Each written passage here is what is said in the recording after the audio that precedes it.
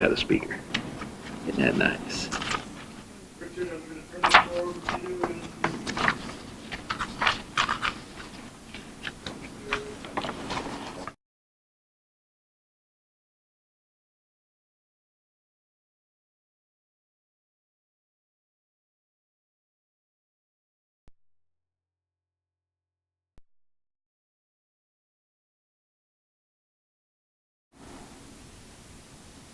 Good evening. Welcome to our informational-only presentation this evening to the Design Review Board. Application is for 12700 Sunrise Valley Drive.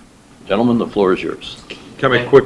Sorry, I'm on part of this design team. I'll let you guys know that just for the record. Well, that explains the design. Woo. Maybe I should have kept my mouth shut. Thank you. Well, thank you, Mr. Chair and members of the board for having us this evening. My name is Bob Brandt.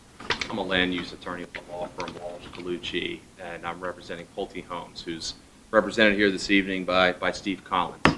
And Pulte has a portion of the property located at 12700 Sunrise Valley Drive under contract, and this property is not technically in Reston Association. It's not subject to the covenants. However, notwithstanding, we're very happy to be here this evening to provide you all with a courtesy presentation about Pulte's proposed development of a portion of this site. I'm going to spend just some time walking through our proposed development. We have some elevations to share, some perspectives to share, to let you all know kind of where we are in the process right now. We've been working on a rezoning and partial proper condition amendment application. I've been working closely with staff over the last several months to refine and fine-tune our development plan. We actually just resubmitted today. So what you see here is hot off the presses, and it's the latest and greatest. So look forward to the discussion this evening. So I'll start with just kind of to give everybody an overview and orientation as to where we are in the world. The property is located off Sunrise Valley Drive, just to the east of its intersection with Monroe Street, Van Buren Street. This image right here shows its proximity to the Herndon Metro Station, which is on the right side of this image. It's within a quarter mile of the Metro Station. And just to the east of the property, and this plan, I'll just let you know, this view is a little bit of a misnomer. North is actually to the right. So when I use directions, I'm talking about true north, true east, so on and so forth. So across Sunrise Valley Drive from this property is single-family detached homes. That's the Polo Fields. That is within Reston Association. To the south of the proposed development site is the Herndon Monroe Wetlands Preserve.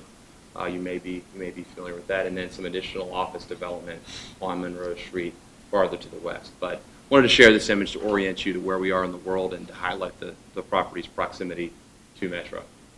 So what's out there today? There's currently a 4-story office building. It contains just over 100,000 square feet. That was developed in the 1980s. That office building is served by surface parking areas. In this image you can see to the right and to the left of that office building are surface parking that serves the building. You can see the tree line behind the building that's the wetlands preserve. That area is the wetlands preserve. It's subject to conservation easements, and it is wetlands today. I want to emphasize that the development that we're proposing is only on the southern portion of this property, which is currently a portion of the parking lot. The office building will remain following the proposed development of Pulte's proposed townhomes.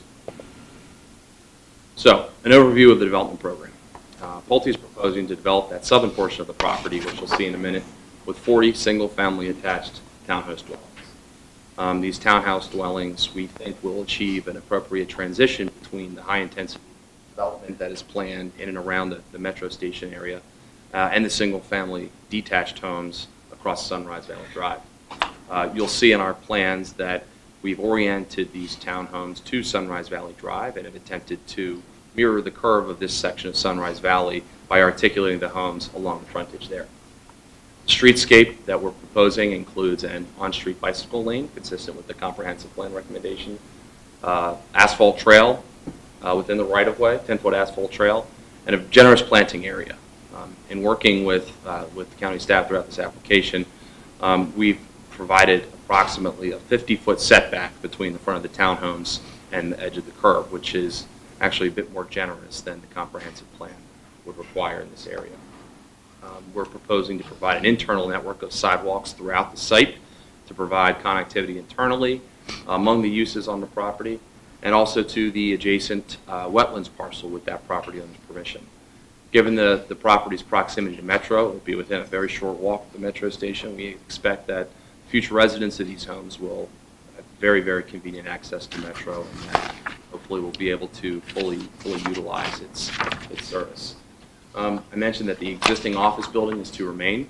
A portion of the property that we're developing is a parking area today, and as part of this application, the owner of the office building, which is not Pulte, it's a different entity, is proposing to replace some of those parking spaces with a surface parking garage to be developed on the northern portion of the property.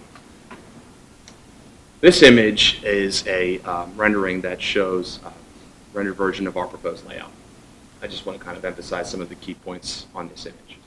To the left of the screen, you'll see the 40 proposed townhomes, the 16 of which are oriented towards Sunrise Valley Drive, the remainder of which are located internal to the site.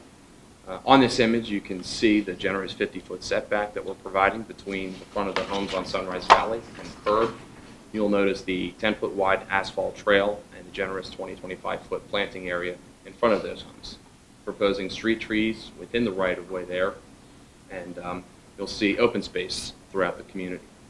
We've proposed a mix of active and passive recreational amenities for the future residents of the home. You'll see on the left side of the screen there's a passive open space amenity, a central open space which will include a tot lot on the left-hand side and also a communal seating area. We think that seating area is important because it will provide an opportunity to integrate the office building on the site with the proposed townhomes. Given its location, we expect that area will be utilized by not only future residents of the homes, but also employees of the office building. We're proposing some seating areas in that area. Also a location we've identified for public art. We'll be working with Public Art Reston through the site plan process to determine public art that will be appropriate there. The third open space amenity that we're proposing on the property is in the rear of this site, the top of the screen, adjacent to the proposed wetlands. We think that will be a nice wildlife observation area. There's a pond in the wetlands parcel to the east, so some wildlife in that area, birds, other animals. We think that will be a nice passive recreational amenity for the future residents. To the left, you can see what's an existing trail on the wetlands parcel. It's not paved. We're not proposing to pave it. It's more of a natural trail due to the conservation easements on that property. But you can see 1, 2, and you can barely make it out on the left-hand side. There's a third pedestrian connection that we're proposing to make to that wetlands parcel with that owner's approval. So we think that there's an opportunity here to engage that open space, that existing open space, and supplement it with some additional open space that are on site. I mentioned the office building in the middle of the property. That will remain. And then you can see the footprint of the proposed garage on the right-hand side. Following construction of that office building, there's actually going to be a net reduction of the overall number of parking spaces by approximately, I think it's 55. But the property will continue to comply with actually exceed zoning ordinance requirements for the parking of that office building. This next image illustrates the elevations that we've submitted with our development plan. If they look familiar, there's a reason that they do. They're very similar in architecture and appearance and quality of construction to the homes that Pulte has recently built in the Arrowbrook community, just west of here. They're rather a contemporary look, flat roofs. We are proposing to do a variety of building materials, variety of colors along the front to articulate that facade, add visual interest to the building. You can see here there are projecting windows proposed on the fronts of the units. On the top image, you can see on the right-hand side, on the end unit, we're proposing a projecting window off to the side to add some increased visual interest to the end units in particular. The bottom of the screen, you'll see that we're top of these are 4-story townhomes, by the way. On the top, we're proposing to provide outdoor open-air balconies, provide some additional open-air amenities for these future residents, and private amenities, which Pulte's had a lot of success with recently. Found that they've been a very successful amenity for these types of communities. This is an image. It's a rendering that we've taken from some of Pulte's work in Arrowbrook. Thought that it would provide a good representation of the three-dimensional view of these townhomes will look like. The left-hand side, you can see the rooftop balconies. What we're proposing here, the units along Sunrise Valley Drive will have rooftop balconies in the rear, facing the internal alleys on the site, minimize noise impacts to the single-family homes across the street. This perspective we prepared at the request of staff. These next perspectives we prepared at the request of staff to illustrate the relationship of the proposed townhomes with some of the other buildings that are on the site and will be on the site in the future. This view is taken at the intersection, the site access on Sunrise Valley Drive, looking to the south. Left-hand side, you can see the proposed townhomes. Right-hand side, you can see the existing office building that will remain. This next slide, I think, does a good job at illustrating the streetscape that we're proposing in front of the townhomes on Sunrise Valley Drive. You can see the open space area to the left-hand side of the screen, the generous 25-foot landscape planting area along Sunrise Valley with the trail, the street trees, and you can just make out the bicycle lane as well. This panoramic view is taken as if you were standing across the street, perhaps a little bit higher than eye level, but standing across Sunrise Valley Drive, looking at all three of the structures on the property. On the left, you see the townhomes. In the center, you see the office building. On the right, you see the proposed parking garage that will be developed and constructed by the property owner. These renderings are of the office building. They're conceptual in nature. The property owner is actually currently in the process of evaluating some possible design revisions to these, but we wanted to share these with you. The architecture of the parking garage will include architectural precast concrete, perhaps some exposed aggregate that you see there. The tower feature on the left will be the entrance, the pedestrian entrance to the parking garage. That will face the office building to provide convenient access to the building. But in response to some of the staff comments I mentioned, the owner's evaluating some possible revisions to this, possible enhancements to it. This next image illustrates each of the four elevations of the parking garage. South elevation at the top will face the office building. I'll go back to the layout if you'd like to see that a little bit better, but that'll face the office building. The north elevation will face towards the existing parking garage on the county-owned property to the north. East elevation will face Sunrise Valley Drive, and the west elevation will face the wetlands preserve. Should be noted that, as I showed earlier on the landscape plan, we're providing and proposing some significant landscaping along the Sunrise Valley Drive frontage to add some additional screening to that parking garage. With that, that's a quick overview of our proposed development. We're looking forward to any comments, any suggestions that you all may have, and happy to answer any questions that there are. Thank you. I just had a couple of quick questions. The townhomes themselves, do they have interior parking? They do. I didn't see an elevation that showed me a garage door. Certainly, that's a great question, and let me go back. You're so sorry. Yeah, go back to the plan. Yeah. So all of these homes will be rear loaded. So they'll be served by parking garages on the interior private alleys that you see here on the screen. So each garage will include 2 parking spaces. We're proposing a mix of 16-foot wide and 20-foot wide townhomes. The 20-foot wide townhomes will have 2 side-by-side spaces. The 16-foot townhomes will be deep enough to provide 2 tandem parking spaces. So each garage will have 2 parking spaces in the garage. In addition to that, there are 14 spaces throughout the community that are surface spaces dedicated to the townhomes. And in addition to that, we are entering into a shared parking agreement with the owner of the office building to provide 14 additional shared spaces for those townhomes that will be available during peak demand periods such as evenings, weekends, and holidays. Okay. One of the, we keep running into this on some of the other developments that are going on around here, particularly the one that's over at Fellowship House, of where when the circulation becomes an issue, because if I'm coming to visit you and you're in the house in the middle of one of those rows of houses, and I park in one of those lots or wherever I manage to park, I have to walk all the way around the house to come in your front door, I gather. I'm not going to walk in through your garage door. And well, you might if you left the door open, but I mean, what we try to encourage people to do is to have a garage door and a front door on the same side, because just from a circulation standpoint, it seems to work better. Now, with a 16-foot and a 20-foot wide house, I understand it's hard to get an entry in there at all. But that said, I think that's something you might want to think about, because we're trying to convince people to do that, so that the second part of that is that you then, if I have one of those houses and I want to look out at something, if I'm looking at if you can come in the front side, let's call it, where the garage is and there's a door there, then the back side is more completely private and lends itself to the use of whoever's house it is. In that case, most of Reston, if not all of Reston, we don't have anywhere there townhouses whose front doors look at the street. So we try to reverse that so that the people then in that house are looking out the rear into what is now your landscape area, which is 50 feet or whatever it is wide. We found that's more, A, it's more like Reston, and B, it's more comfortable for the people that live there, and people coming to find you when they're coming over for Friday night dinner. They don't have to, well, which one is this? We've got to walk around the house.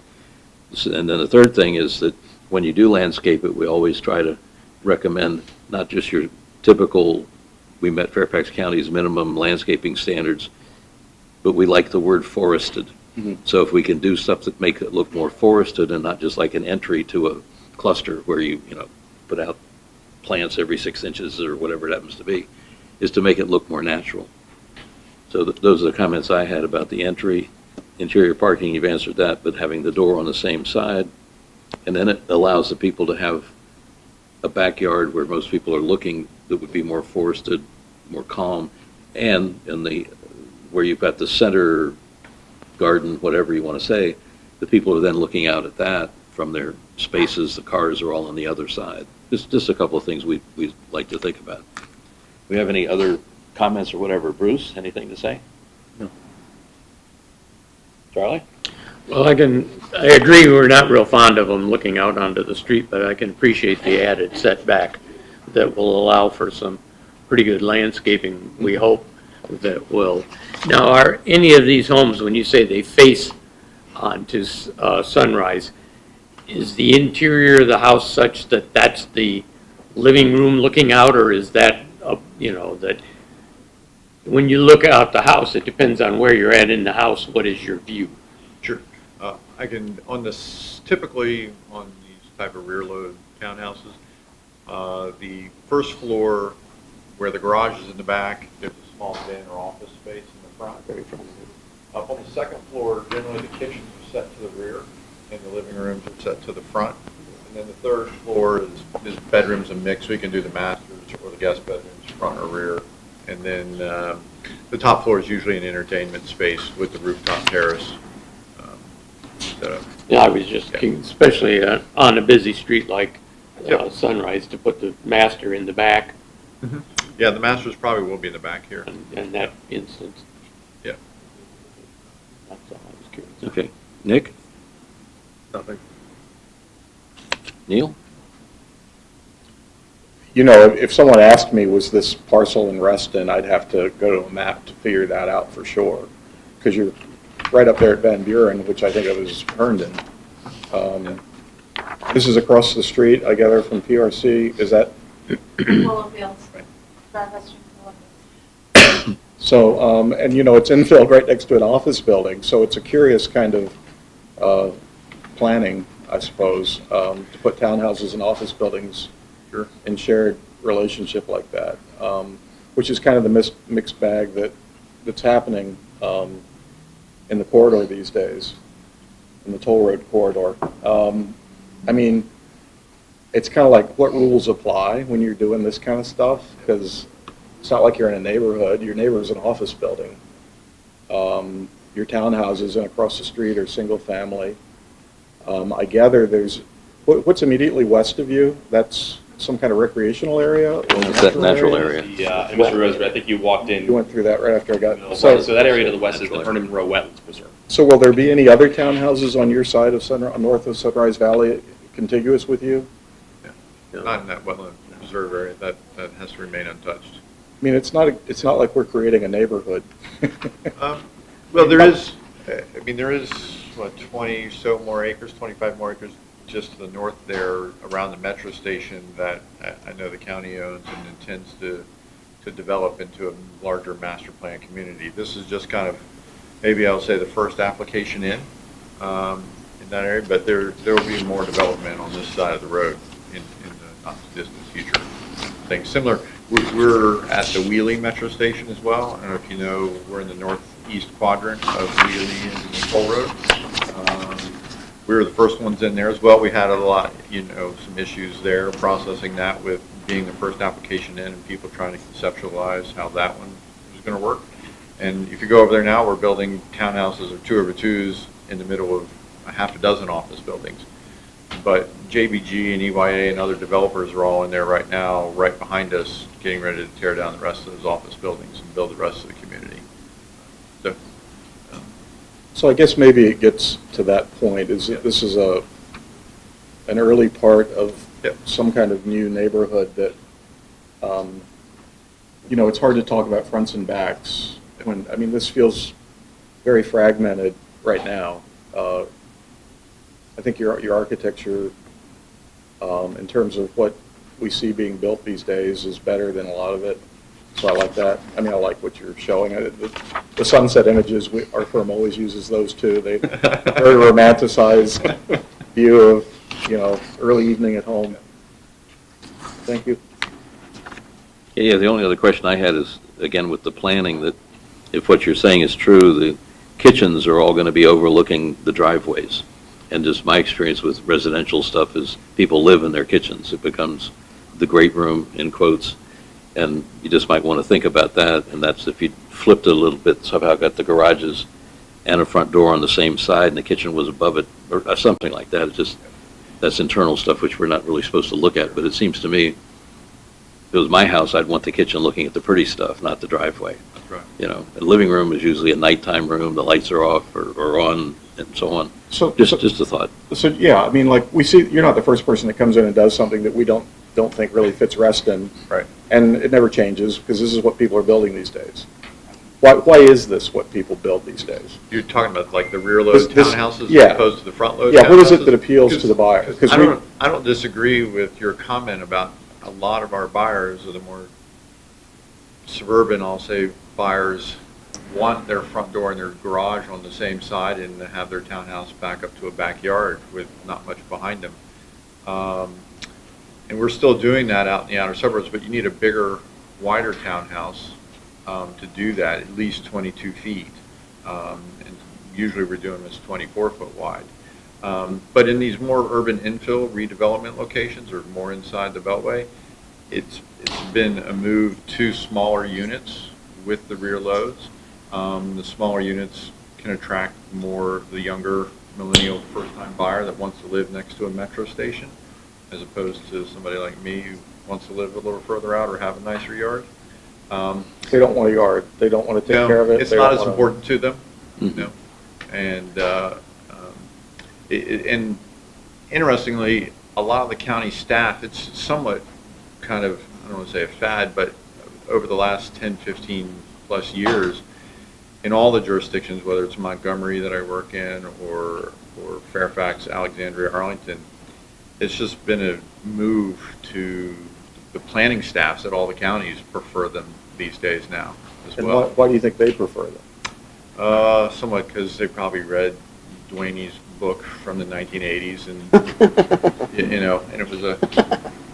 But that's not this. No, I know that's not this, but that's where the rear load stuff kind of came from and is now morphed into what we're seeing. We hear you call it an alley, but it's like a street. It's not an alley. Yeah.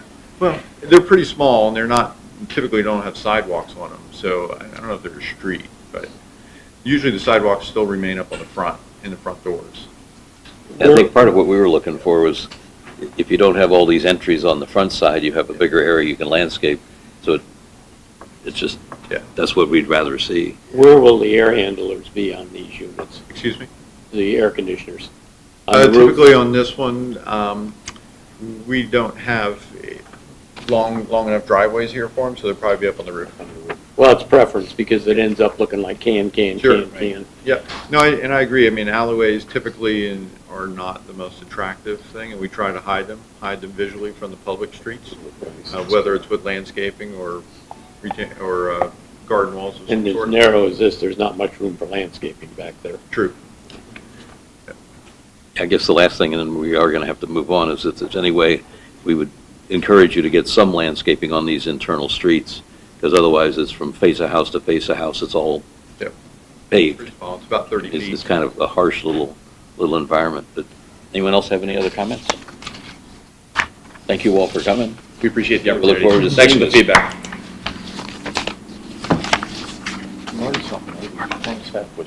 Yep, that's interesting. Of course they do. All them good designers they got over there. Okay.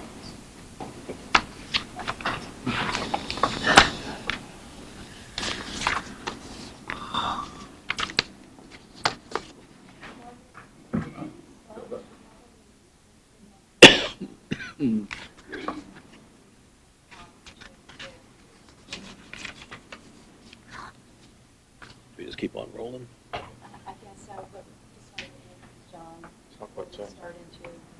Should we open the meeting first? Okay. All right, we're going to move right on into our regular Design and Review Board meeting. I guess we'll start it officially. I need a motion to approve this evening's agenda. So moved. Second. And a second, so a motion and a second. All those in favor? Aye. Aye. I need a motion to approve the minutes from last month. Second. Motion and a second. All those in favor signify by saying aye. Aye. Aye. We have a new introduction to be made. Margot? Yes, this is John's son. He's just started with us. He's training to be the new Design Review Board meeting manager. Took Lucy Renault's place. He's been with us about a month now. He's attended a couple meetings, but he hasn't had the opportunity to meet all of you. So a big welcome to John. We're happy to have him. Welcome, John. Happy to be here with all of y'all. In his private life, I've learned that he's a pilot. So, Yeah, why he's here? he has some interesting background. Yeah, he does. Yes. It's just we had a nice chat the last time I saw him. So anyway, we will now move on to our public hearing. Member For the- comments. Member Oh, comments. member comments. I guess we'll do that. Any member comments? I love it when you do that, Tony. Thank you. Okay. We're going to have our public hearing for the guideline changes, and just a couple of things. We've been working on this for quite a while, and sometimes the design review process and the covenants process and all this can seem like a bit of a grind. So primarily what we're discussing this evening, or the changes we've made, and if anybody got a copy of the list that's on the table, it's voluminous of all the stuff we've changed, but basically what I'll call the meat of the guidelines hasn't changed, but the process has changed. And what we're trying to do is to streamline it a bit to allow staff a little more oversight into some of the areas. Our governing documents allow us to designate staff to review whatever we ask them to review. And they've always been reviewing a lot of things at staff level. And then we have what we call a consultation level, which is a staff member with one DRB member. Then we have a panel level, which are 3 of us. There are theoretically 9 of us. There are only 5 of us here tonight, but theoretically there are 9 of us. 3 3-member panels. And then you go to the full board, which is what you have tonight. So what we're trying to do and have been doing for the last year plus is to see what we can do to streamline this by taking some of the things that are very repetitive, not alarming, not environmental changing, and so on, to let staff have a little more purview over them. And that's basically what all of this is about, okay? And I'm sure all of you have read every page, so you know exactly what I'm talking about. It's about, 140 pages of stuff.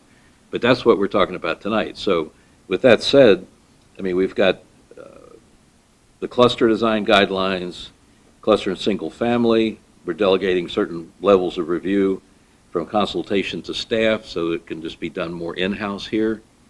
Cluster property and single family detached. So that, I mean, if you've looked at the guidelines, there are all these different categories in the guidelines, and those are the ones we're talking about this evening primarily. There, you got the list up on your board there. So with that said, I'm happy to have anyone that has any comments about this, about what we've done on the changes in terms of the process, or generally any comment at all. Does anyone have anything they want to say about? Rich? Yeah. I think it's worthy to note that even though a lot of these have been moved to staff review.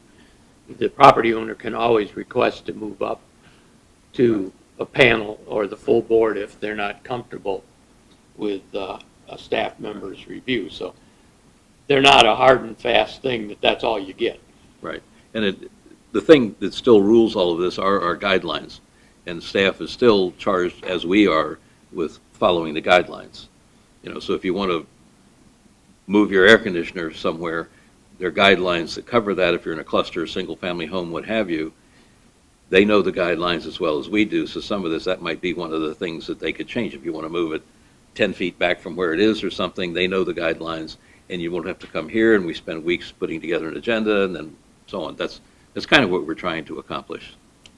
So that said, are there any other comments from the board? We'll open it up to the floor if anyone has comments or pats on the back or, round of applause. I mean, we're open to almost anything.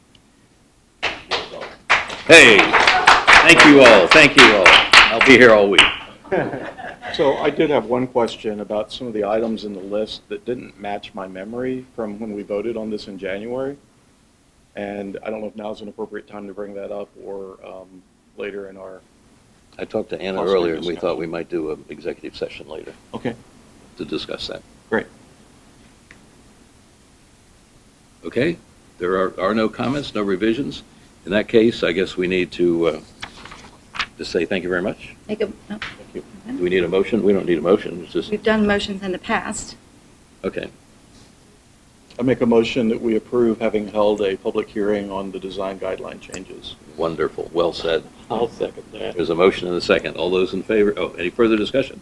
All those in favor signify by saying aye. Aye. Any opposed? Okay. All right. Excellent. Thank you all for coming. Move on to why these We'll take people about are a, here. 20-minute break now? Yeah. Okay, The okay. Newland joke. Yeah, well, Always gets a laugh. have to remain lighthearted in this business. Shifting papers around here. Okay, first are the Reston Glade Apartments. Anyone here for that? Come on up.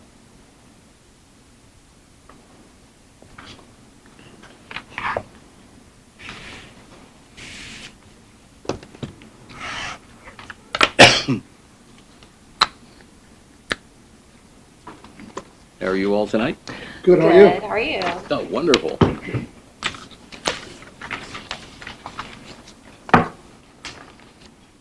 So you got some signage for us, some rebranding. Correct. I love that phrase.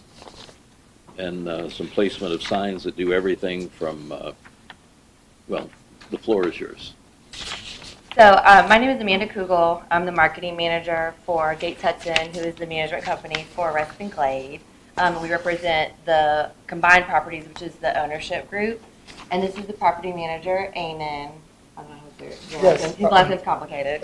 My name is Eamon Musingarini, and I'm the property manager at Reston Glade. Okay, good. And so recently, Combined Properties purchased the homestead at Reston, which is the current name, from Panko Properties. And the contractual obligation with purchasing that property is that the name has to be changed and the branding and everything, the signage has to be changed out. So what we're doing is actually it's the exact same locations that were approved previously. We're just replacing them with new name, logo, rebranding. Okay. You want to just run through them quickly? I mean, we see all little dots all over your map, so. there's a bunch of Sure. signs. First page. Is everything being replaced in C2 from where it is now? Or is it a new Yes, sign? every sign. There are no Yep. new locations, it's all... No, it's the exact existing locations, and we're actually able to keep like the base, like those two monument signs at the edge. If you can see, the base of the sign, well, actually is the same. And these are mock-ups from the sign company with what it would look like with the new branding and logo. And kind of an interesting fact on the design of the new logo is the owner of the company. His partner actually was the designer for Jim Henson, as in the Muppets. And so it kind of has that kind of feel to it. And then I also wanted to kind of play on the organic, like have the organic elements of the area. This is a nice like wooded area. There's trails located on the property, nice landscaping. I think, okay. And the theme follows throughout, I gather you've got, It does, and for the monument sign, we actually, because I know there were some strict guidelines, so we actually came up with two different options.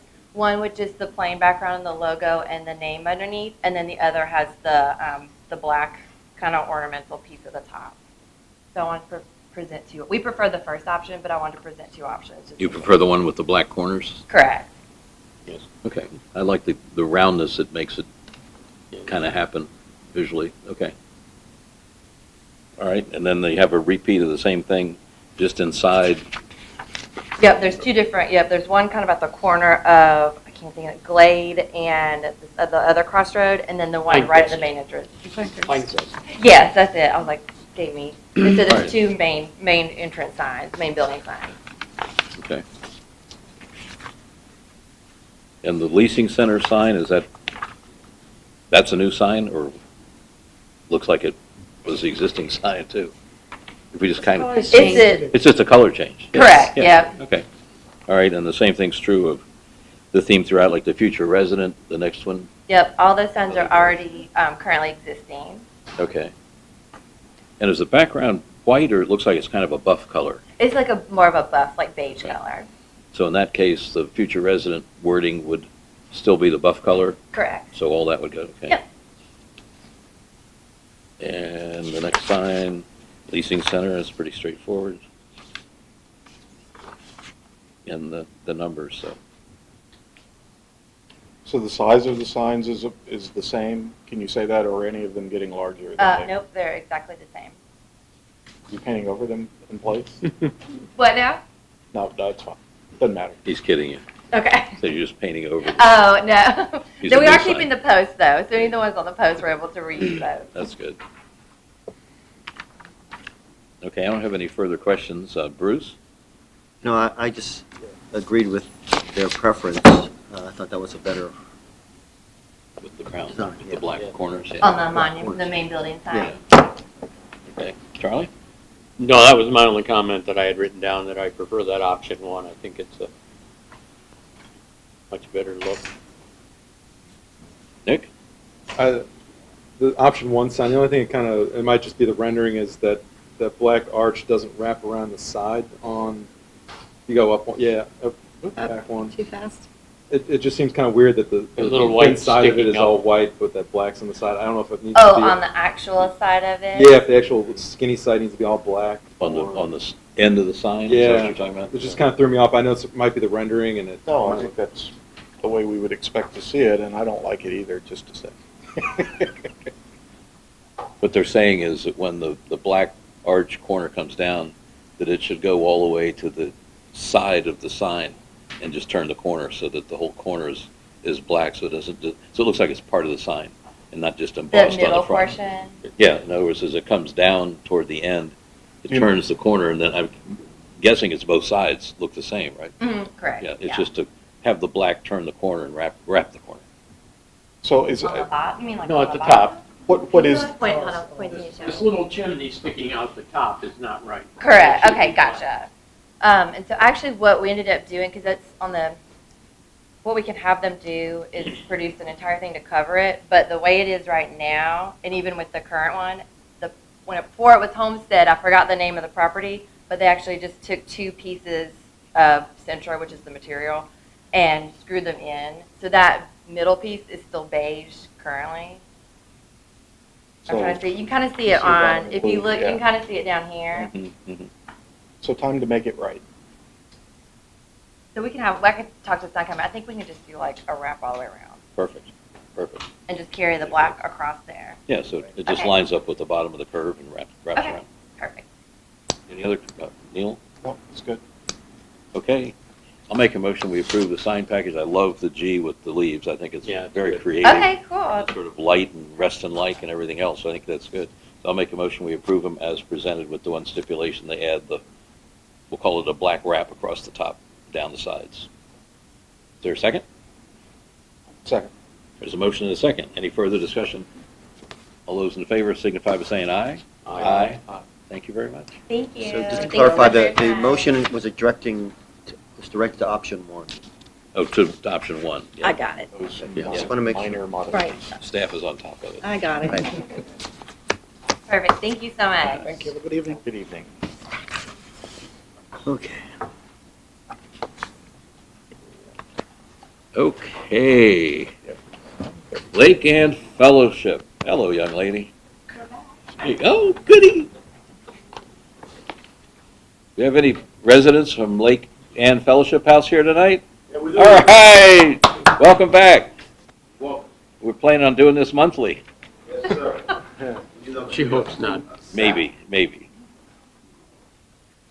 Glad you all made it out? Yeah. Made it through the rain? Good deal. Well, thank you very much. For those who may not remember, I'm Lynn Strobel with Walsh Colucci. We're here tonight to talk some more about Fellowship House. And the last time we were here, we did receive conceptual approval of the multifamily portion of the project. So we're really here this evening to talk about the balance of the site, which up until now has been a proposal for 2 over 2 units. We would like to refresh your memory on that proposal and also offer you a couple of alternatives for your consideration. And here this evening, Suzanne Welch, you may remember, who is going to be partnering with the new building, and Howard Katz, who is going to be hopefully building those market units. And we have representatives here also from the civil engineering firm if you have questions for them, Okay. and the architectural firm too. I just had one question before you jump into it. We did have some comments about the big building last time. Is that going to come back to us? One was recessing the plaza a little bit. Correct. Another was We're looking looking at at the those north, whatever that corner is of the building that was closest to North Shore. I think there were 3, there's only 2 I can remember right now. Is that going to come back later? That will be coming back. Okay, Yeah, that's we're fine. right here this evening, really what we are hoping to achieve is conceptual approval of the other section, and we'll bring it all back together for you. Good, great. Margaret, would it be possible to put this up? Sure. Sorry. And we kind of split this into 2 sections. We have a proposal we'd like to go through with you, and then we have the actual materials that we're asking for your conceptual approval. I don't see that.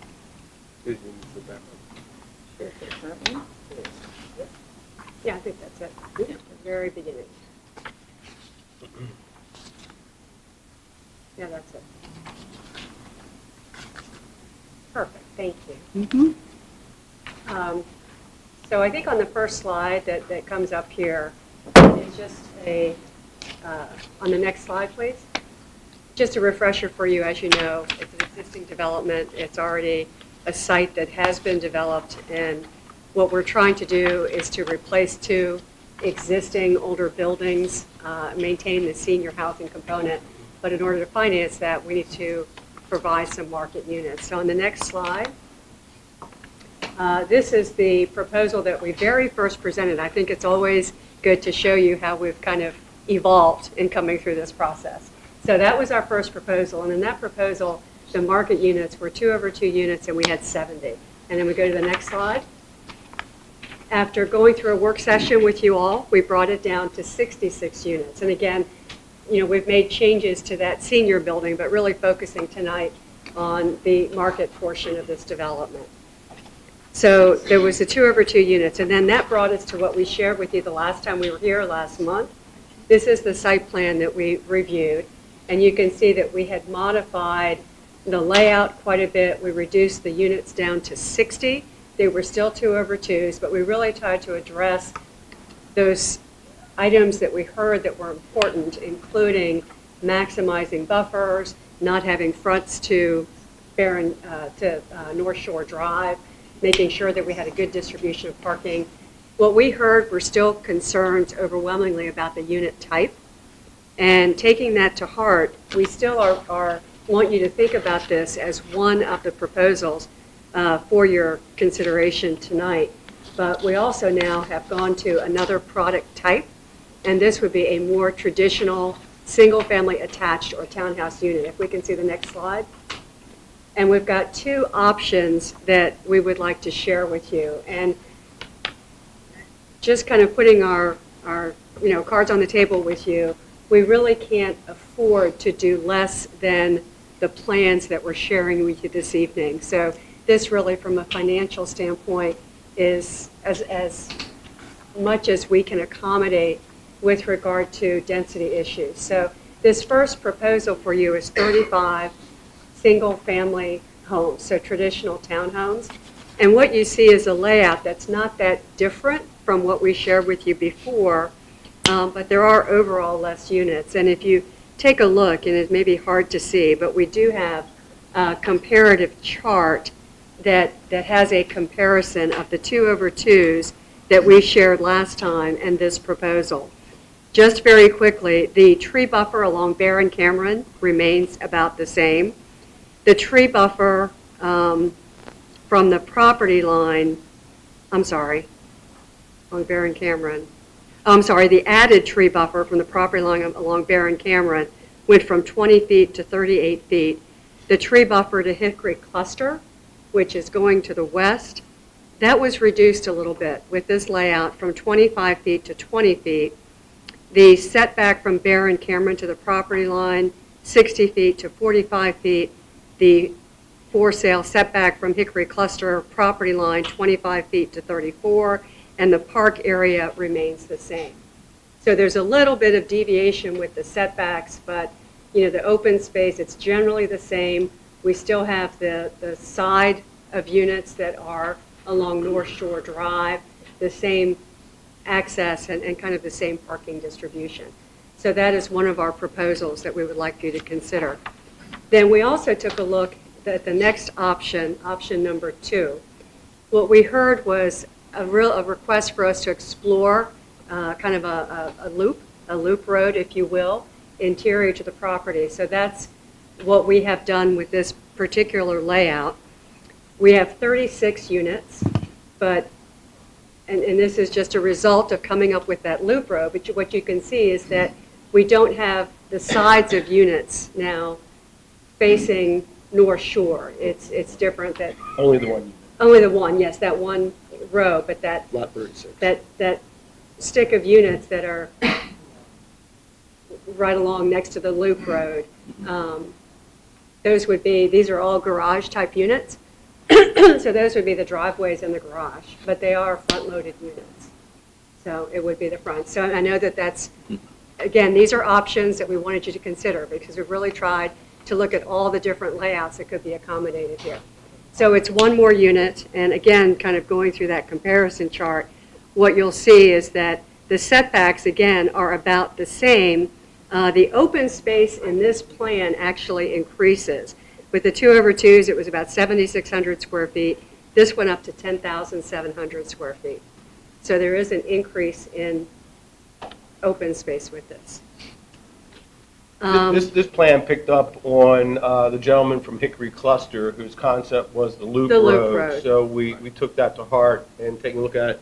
It also really creates two nice sort of pocket parks up to the right and to the lower left that can be accessed by the community. I think we think that those are locations that can be activated. And usable. And we actually presented this to the planning staff of Fairfax County, and they were very supportive of this concept for a number of reasons. This was their preference. Mm-hmm. So we have a comparison on the next slide just to show you our two, there you go, just to show you the two new options that we're presenting this evening. We still have the option of the 2/2s, if that is deemed to be a better proposal, but these are the two options comparatively. Option 2 also picks up grade from North Shore Drive as you're going up because the rear of the townhouses are picking up grade in the backyard, and then the units that are backing up to Byron Cameron are also picking up grade. And what you'll see in the next slide is kind of the comparative, and maybe what we can talk about, and you may want to talk about this a little bit, Howard, because of the grade, but the retaining walls are different as between these plans.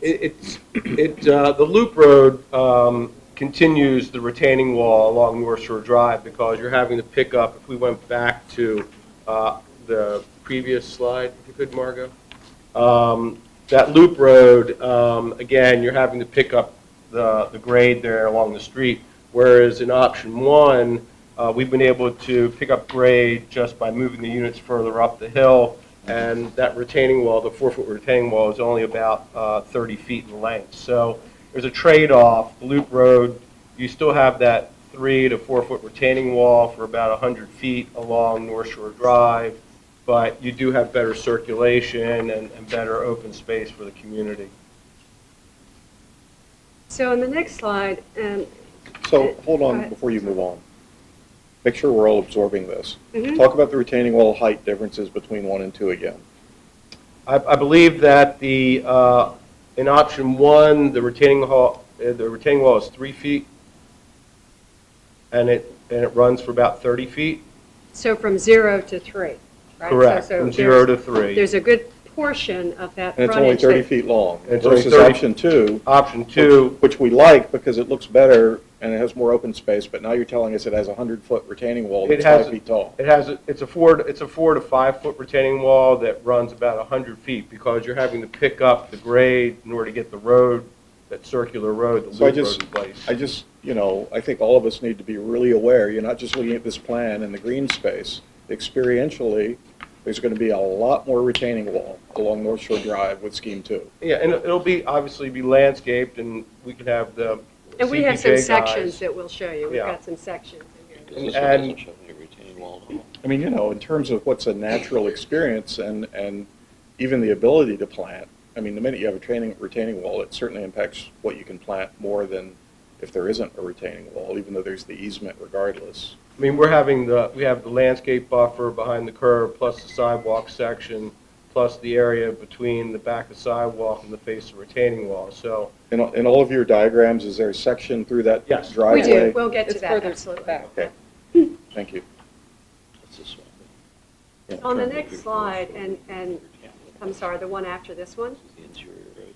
it was interesting, we really, we're going to touch on the architecture potentially of these single-family attached homes. And the reason that we put this in here is that we really tried to cast a little bit of a wider net in looking at Reston. And it was interesting because we actually made a presentation to the Planning and Zoning Committee since the last time we were here. And in chatting with them, they encouraged us to look at water view, and they kind of said, don't just look at one community. You can't just look at Hickory Cluster, but look at a broader area of Reston. So we really tried to do this by looking at these different communities with the architecture. So on the next slide, and Howard, I'm going to let you go from here. This was Yeah. the previous concept, so we're starting with the 2/2s, and we'll. Right. The 2/2s, obviously, for a number of reasons, the committee wasn't very receptive. It really didn't. You really couldn't see the articulation, the offsets, the box bays, the horizontal and vertical nature of the building elements, the brick colors. Obviously, we probably didn't get those right, but trying to match what was happening with the senior housing building. And also trying to work within the palette of Reston, but we're moving on from there. The next slide shows us some examples of some of the townhomes that MVR has built. The far left image is a flat roof product being built at Westmore. Again, it's a little small, but again, articulation, relief, box bays, mix of materials, movement and depth. The product shown in the center is Villages of Leesburg. Those are front-load, 24-foot towns. And we probably have a bigger picture of that coming up. We do. And the town of Leesburg was very specific in their request for window design and elevations. So we have casement windows in this product. We have, again, we have some horizontal elements. We have some metal awnings, and then we have the normal features that you see in the townhome. Again, a mix of materials, brick and siding. And then, this is, we do some painted brick. We did meet with Margot and went through the colors of the various neighborhoods within Reston.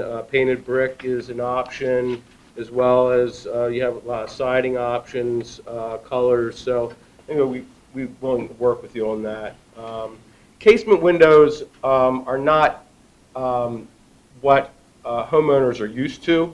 I mean, casements obviously go back a number of years. So customers at Village of Leesburg. That's a pretty broad statement on But, your part. all right, well. So we've had some customer issues with the casement windows and the cranks, the location, how it affects window treatments. So it's something that we need to educate our customers about as we move forward. Again, the roof pitches here are typically 8/12s. We'll get into some of the cross sections. We can look at various roof pitches as well. And so I guess at that, do we want to look at the other elevation or? No, we're you're fine. spent- Okay, We're fine. all right. So this is a section, and I don't know if you can see down at the lower right, it shows that this is a section that goes from Barron Cameron to North Shore through, Scheme 1. pardon me? Yes, option one. Scheme one. Correct. Option 1, that's right. Correct. That's right. And you can, and again, it may be kind of, I don't know how well you can see it, but what is probably important to you would be down here at the bottom that shows the section of North Shore Drive so that you can see where that, we've got a little bit of a berm that we're able to provide and landscaping. And this, of course, option 1, there's no retaining wall in this portion of the frontage along North Shore. So this is, we would not have a retaining wall here. Can you talk about why you changed grade so much there at North Shore Drive? I mean, from existing to what you're proposing? I think the issue there we talked about previously is that with the redevelopment of the older building, when that building comes down, in order to put in temporary parking while the new building's under construction, that area has to be regraded, and what the existing hill has to be removed in order to put in some temporary parking. And just so we all have a picture, you're removing some mature trees as well to do that? I believe there are some trees. I mean, what a shame if you are, just to say, I mean, just to get through construction, if you're having to take down mature landscape. Well, I think the issue is more the overall grading of the site. As you can see by the red lines. I mean, it seems to create a natural small berm there that would be beneficial the way it is. But, and I understand your comment, and one of the things that we have to achieve with this project is to be able to have those existing seniors be able to live there while the new building is being constructed. Understand. And in order to do that, we do have to provide some temporary parking. And I think that in addition to the ultimate development of the site, is impacting that berm. But we are trying to recapture a little bit of a berm there, and we are providing landscaping. Just another quick question on that section you have there. And it also follows through on the section you have for option 2. Mm-hmm. I don't see any retaining wall on either of those when you cut through there. Could you just kind of clarify that, where those retaining walls, I gather in option 2 you said you're going to have a retaining wall up to 5 feet high, and option 1 you said much lower, Mm-hmm. but both the sections you cut don't show a retaining wall. Yeah, if you go Where's the retaining wall? if you go to page 20 of their, on option 2, you'll see the retaining wall that affects option 2, which is, again, closest to the unit adjacent to Hickory Cluster. So it's at the westernmost edge of the property. Correct. retaining. Correct. Yeah. In option 1, I believe, He's just a little east of the retaining wall. Oh, so it's way yeah, up there. option 1, if you go to sheet 17, 17. page 17 of option 1, on the left-hand side, you can see the retaining wall as it cut through there. Okay. That is just, that retaining wall in option 1 is just a lot longer because, excuse me, it's shorter, again, Shorter in shorter option there, one. shorter in option 1. I mean, to me, that's a very interesting trade-off. You know, the retaining wall versus proximity and green space. What's your concern, I mean, the pedestrian. Denuding North Shore experience- Drive, Could we go, Margaret, you know, Right. that's the experience of driving through original Reston with mature trees, and it's just going to look like, you know, Right. a brand new, and you can't get mature trees because you don't have any place to put them. So Right. even if we wanted to wait 30 years, There, I don't see where you're going to plant them. no, go Back back. one. There you go. So it's on the left. Um, So you can see planting is both between it and the sidewalk and above it. The retaining wall on the left, correct? That's right. Right. Little shrubby stuff, so there are no mature trees. I guess the overall grading of the site, when you go back to the existing conditions and you go back to the taking down the existing 2 senior housing buildings in order to get the site to grade, I think that it's, you know, trying to save those trees. I mean, you could probably try and save some trees there. No, I'm actually very patient about waiting for trees to grow if we have a place we can plant them. And that's kind of maybe where I would be going with some of this questioning is, where can we get some of that mature street canopy along North Shore Drive in these schemes? And which scheme is better at doing that? That would just, we don't have And to. the tough thing, and I'd like maybe for either Hank or Alan from Charles B. Johnson to answer this, but my understanding is that because of the sidewalk that's going in as well as the utilities that are along North Shore, it's difficult to put in trees in that area. I think that we've done the best that we can for planting to that area. I'm sure you have, and we'll just continue to Okay. want to maximize that. Right. So we skipped, Going back up.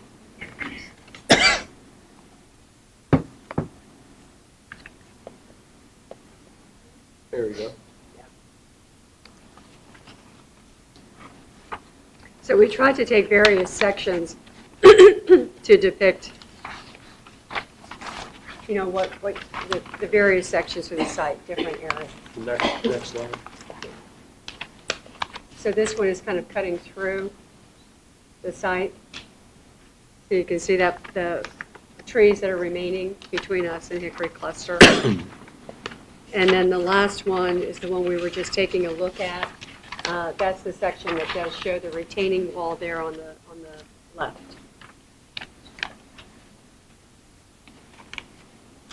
And then we did the same thing for option 2.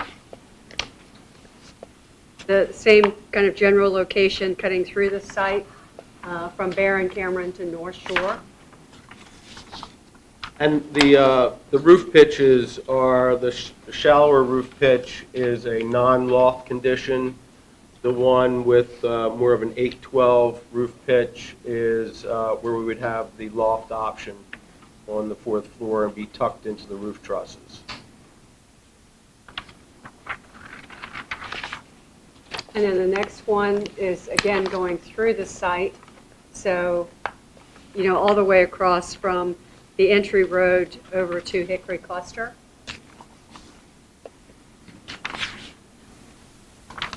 And then the next section, I think we were looking at this, that is taking us from that unit, the closest unit there, the western part of the site, to North Shore.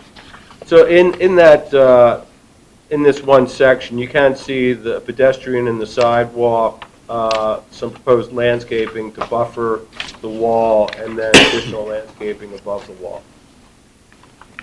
So even though there's a taller retaining wall, you're showing a more mature tree at the top of that wall there on the left of that picture.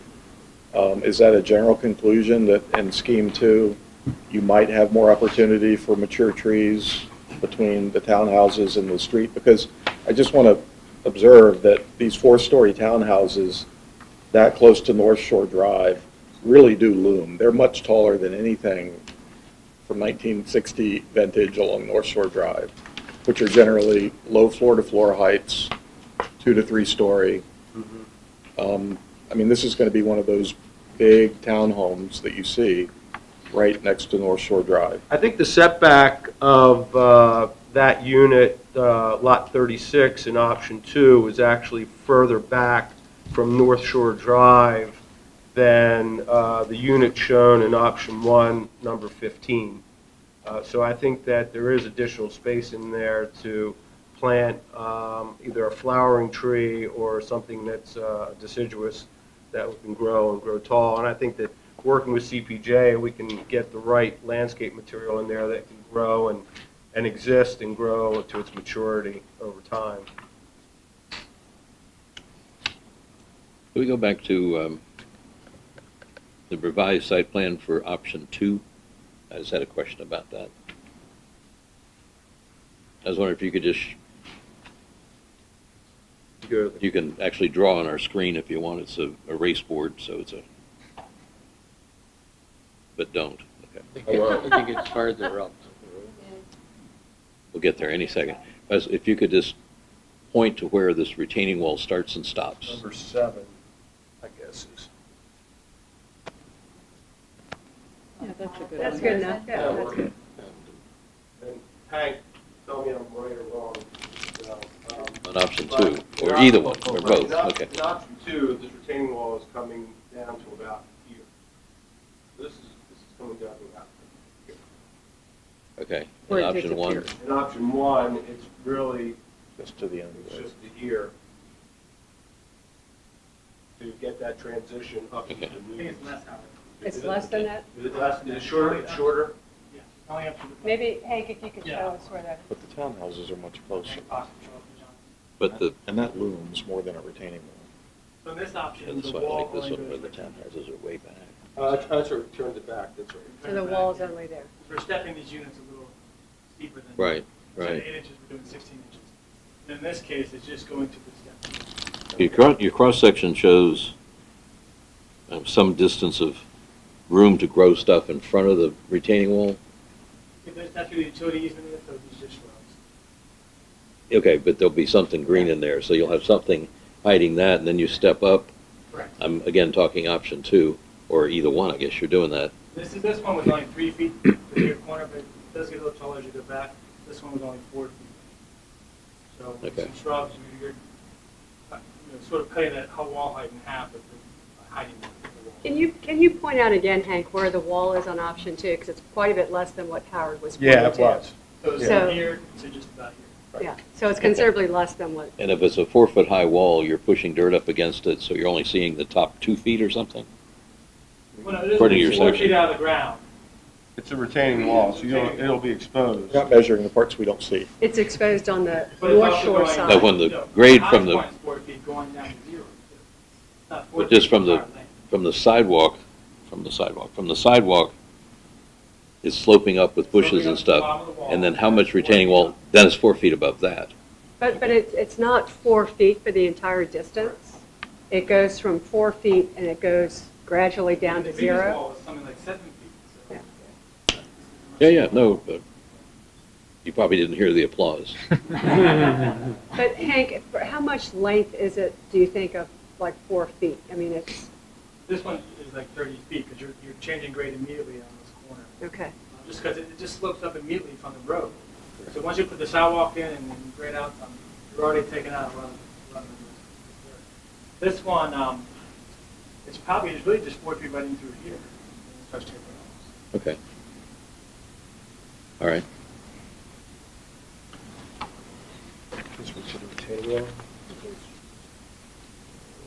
We had also included a couple of images of retaining walls with this. I think that you may have Yeah. seen those before, but just, it is something that we're paying a lot of attention to. We want it to look right and look good, and we've included a couple images in that regard. So what we're hoping to come away with this evening, we're hoping for conceptual approval of one of the 3 options. There are 3 because, we still have the 2/2 option. So either the 2/2s or one of the 2 townhouse options. And I guess that would break down, it's either the 62/2s, the 36 townhouse option, or the 35 townhouse option, and hopefully some direction with regard to architectural style. We would appreciate that very much. Okay. Why don't we, if you're done with your presentation now, why don't we see if we have questions up here, not comments yet. I'd like to do questions and then we'll do affected parties, and then we'll have comments back from us, okay? Does anyone, Charlie, have any questions? Basically, the same question we had from the last group of townhouses. Are these, they don't show sidewalks on the, so they're strictly a entrance door next to the garage door? These are all front-load townhomes, so you'll have a two-car garage with a driveway that can have two cars, and there'll be access off the driveway to your front door with sidewalk. And is there a door at the other end of the building? No, these are all front-load, so... Well, no, it didn't, there's no sidewalks indicated. I didn't know Right. if there was access to the green space. We're not, there's sidewalks shown throughout the neighborhood, Right. running in front of the units, obviously behind the curb, and then we'll have some sort of access to the common areas. And where will the air handlers go on these? These will be in the rears of the units, so at grade. In the grass area? Correct. Just like a typical townhouse. Okay, Bruce? I was interested in the distance between the Hickory cluster and those units that are facing the Hickory cluster. In option 2, they're closer to Hickory, is that? Yes, I believe that in option 1, the distance from,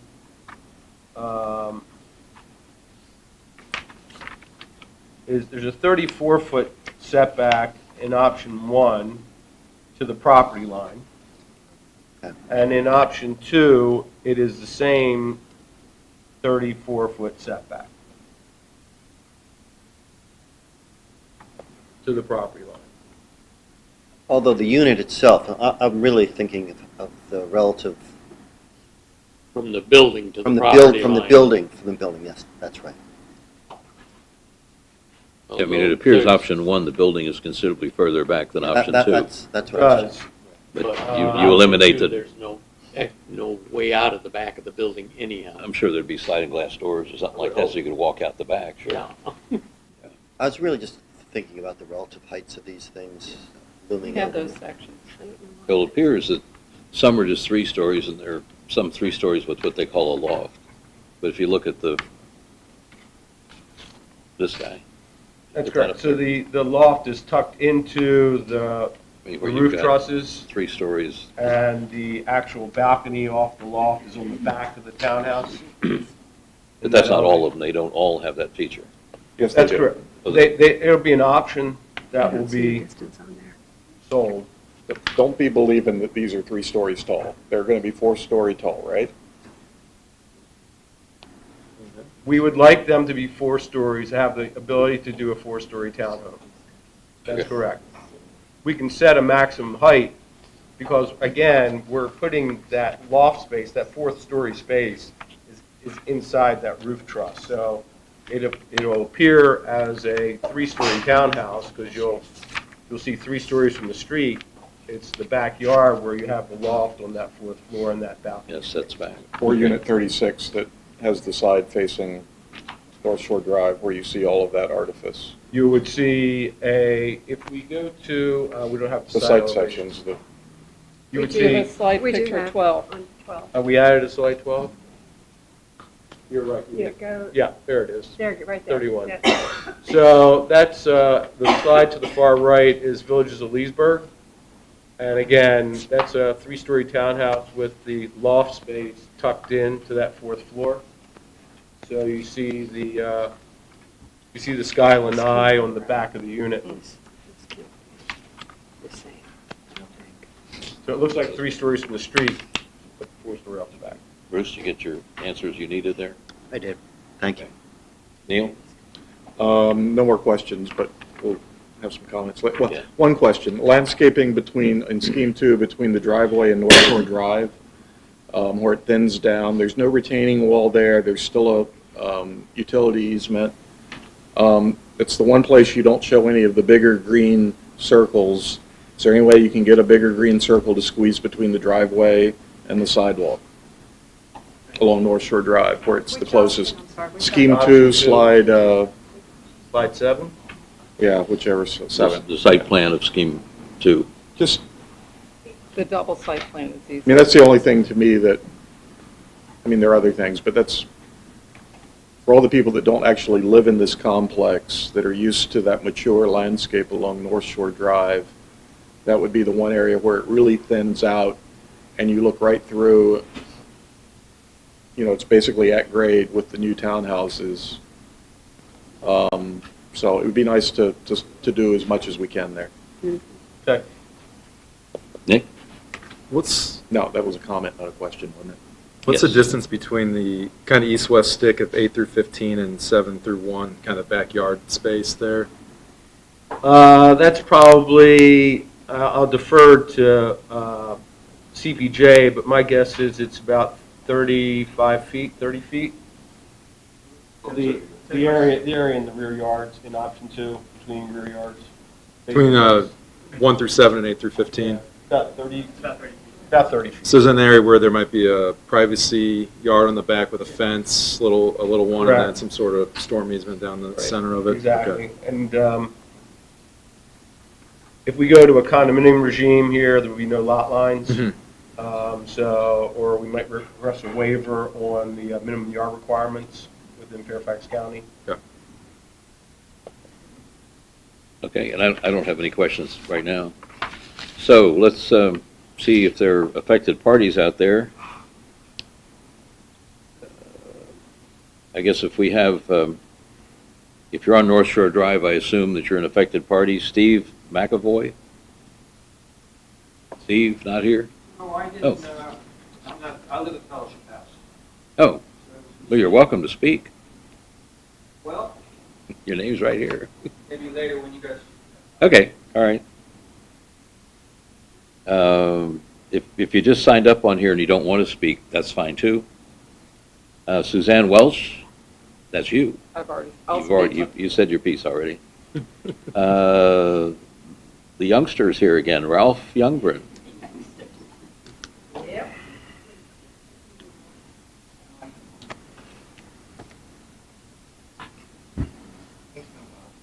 That's all right. We're not in a hurry. We got all night.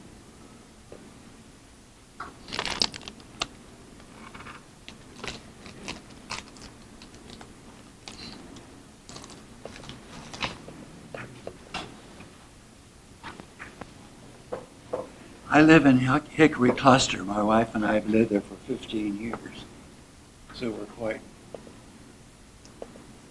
familiar with that. The house we live in is about the same size. We're 20 feet by 50 feet for our house. That includes porches on two sides. I've been doing drawings 4 times, and I'm very disappointed. I haven't heard a word from the architect. I've heard once from Lynn, and she said you couldn't have any more than 6 houses connected. So this last time, I no longer have any more than 6 houses connected. This shows 30 units. You've now gone to 35, but I put a swath of trees along North Shore Drive matching Barron Cameron. Now, if I would shrink that, and the houses now are 2 feet narrower, I could probably get a few more houses in. But what my main point is, when you buy a house, 3 or 4 stories, you're going to have children. There is no place for children to play in these schemes I've seen so far. You have between houses about that one side, that little green strip between the houses, I think is about 20 feet wide or something. I think they just said 35. 35. Well, if each side had a terrace where you might sunbathe or do something, you're right up against your neighbor. And the houses are 3 or 4 stories high. It's going to look to me like an alley. Now, I live in a 4-story house, so I know what that's like. So my main concern is I've been working and working to try to get a green space somewhere. So far, I'm fighting that fight all by myself. It would be wonderful if the architect could do something about that.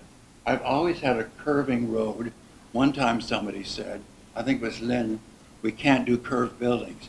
I've never had a curved building. The buildings have always been rectangular. Sometimes they've been a wedge shape as you go around the corner. What I don't really understand is, as I go from Barron Cameron to Village Road, the land is a little below the road. And as you drive up North Shore, there's quite a rise. I don't understand, if you drew a cross-section through the whole place, how would that ever work? We're starting down, it must be a little below the road of Village Road, and we get up to the other end, and we only have a 3 or 4 foot wall. And the road is that close, the North Shore is that close to the road inside. I'd love to see a section through that. I think that would be very revealing.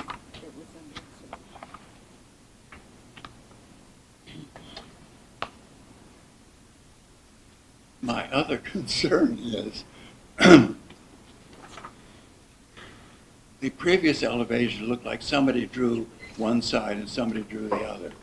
Now they're getting more interesting, I think, but we've always said, people have said over and over to us, we'd like to have it be complementary to Hickory Cluster. Now we have houses with pitched roofs and dormers. There are no pitched roofs and dormers in Hickory Cluster. None. At one time, a new tenant tried to put a pitched roof on his house under a blue tarp. And finally, our board and your board had to rip the whole thing off and put a flat roof on it. I simply don't think flat roofs or pitched roofs with dormers are going to go with anything that goes into Lake Anne or next to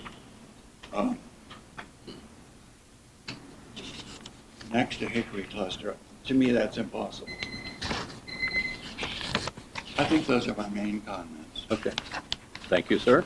I think I've used up my 3 minutes. Thank you. Could I address, may I make a few comments on this plan? It might be best if we hear all the affected parties, and then we'll give you your shot. Just take notes. You Thank need a you. pen?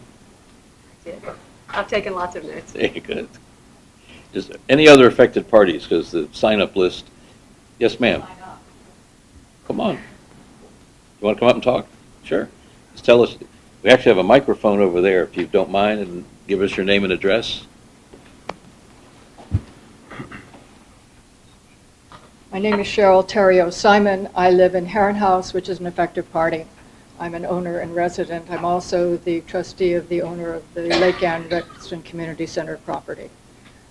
I'm sure you all are aware and have heard that this property is the entrance to Lake Anne. It's the entrance to a nationally recognized historic district. It's on the National Register of Historic Districts. And one of the main reasons is because the architecture is significant. It is next to Hickory Cluster, designed by Charles Goodman. It could at any point be added to that district. Architecture is as significant, and it is of the same period. I'm sorry to say that what we're being told has something to do with this architecture, plus that of Clotilde Woodward Smith in Waterview. But what we're being shown are row houses. You can say what you may about them, but they have no significance. They're dwarfed by everything around them. And I think that will be a mistake. This is the only time that you all have to do this. You can't undo it. So I hope you'll consider that. Thank you. Thank you. Is there anyone else? Yes, sir. Come on up. Name and address. Sorry I was late, so I couldn't sign the list. My name is Alfredo Diaz, and I'm an affected person living at 11450 Lakeshore Drive.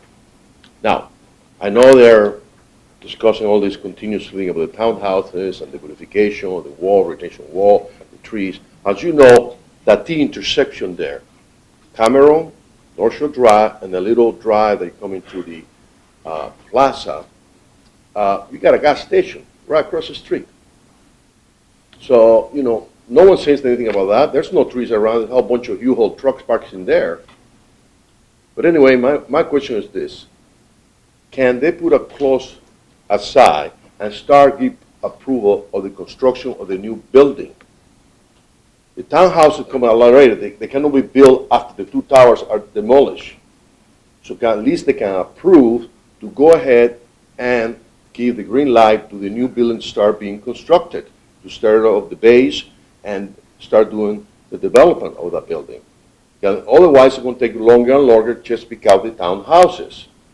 And the tenants living on the towers that they are now, that they won't move out until the new building is built, the townhouses won't be able to build. So you have plenty time to discuss and bring beautification, whatever, for the townhouses. But in the meantime, the building's going up, and the future tenants be able to move in. Is that possible to do? Anything's possible. I think part of what the applicant is doing is having the whole site be reviewed by Fairfax County. I'm not sure if they can break it into pieces like that. It's all one piece of property. It's conceivable that if the large building got approved and they had a partial conceptual approval on the townhouses, I don't know how the county would feel about that, but that's beyond the scope of what we can do here. But that's up to them in the construction schedule if they can work that out. Yeah, but if you look it up right now, it's like two different properties, because to the right where the future building is, it's a Right. separate. No, I understand what you're saying. This is So, the you know, maybe they should push the issue, hey, let's start building the I think townhouses can come later. Let's worry about the tenants, okay, that live in a 40-year-old building that's falling apart. It's hard to keep up with the maintenance, okay? And you have a lot of senior citizens living there that you will be very happy to help them to move into a new building. Sure. No, we're all totally sympathetic with that. I think it's going to kind of depend on what Fairfax County will let them do. I mean, if we give them a whole approval, they can build it however they want. That's beyond what we can ask them to do. So it's up to the company to ask the county to give the approval to start doing the new building? I honestly don't know if the county can give you guys a partial building permit for the new building without knowing what's happening on the rest of the property. Can they ask at least for that? I'm happy to answer that now if you like. Yeah, sure. I mean, the problem is that in order to finance those new buildings for Fellowship House, we need to know what we can build on the balance of the property. And so as a result, you can't really split it apart. I mean, I appreciate that it is separate construction types and separate buildings, and Fellowship House has to be built first. But in order to build that, we need to understand how the balance of the property will develop. Okay. Yeah, but the building of the townhouses is going to be there, the land has value, so you don't want to lose any money on that.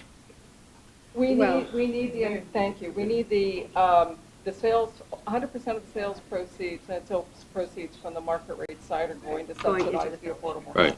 Okay. So we need to know what's going on. Okay. All right. Thank you, sir. Anybody else? Let's go to the back first. He's been waving his hand for about 5 minutes now, so. My name is Michael Post. I'm a resident of Hickory Cluster. I'm a member of the board of directors, but I'm here speaking as an individual tonight. Could you bring up slide 14, please?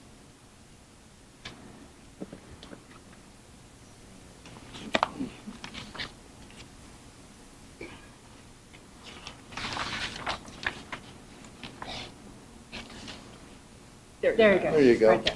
I'd like to thank NVR for finally listening to the idea of using modern windows instead of postmodern windows. I think this is a move in the right direction. Maybe it's not quite there yet in terms of the pitched roofs, that type of thing. I've heard the DRB folks talk specifically about referencing Hickory Cluster one way or another. I see that you're diversifying your view to include Smith's work at Waterview Cluster. Okay, maybe. At least it's looking more consistent with the modern architecture of Lake Anne, or at least this option, this elevation, is looking a little bit more consistent with Lake Anne and even Hickory Cluster, primarily because of the windows to the soul that these modern windows provide. So thank you for that step, and we're looking forward to more. Great, thank you. Anyone else?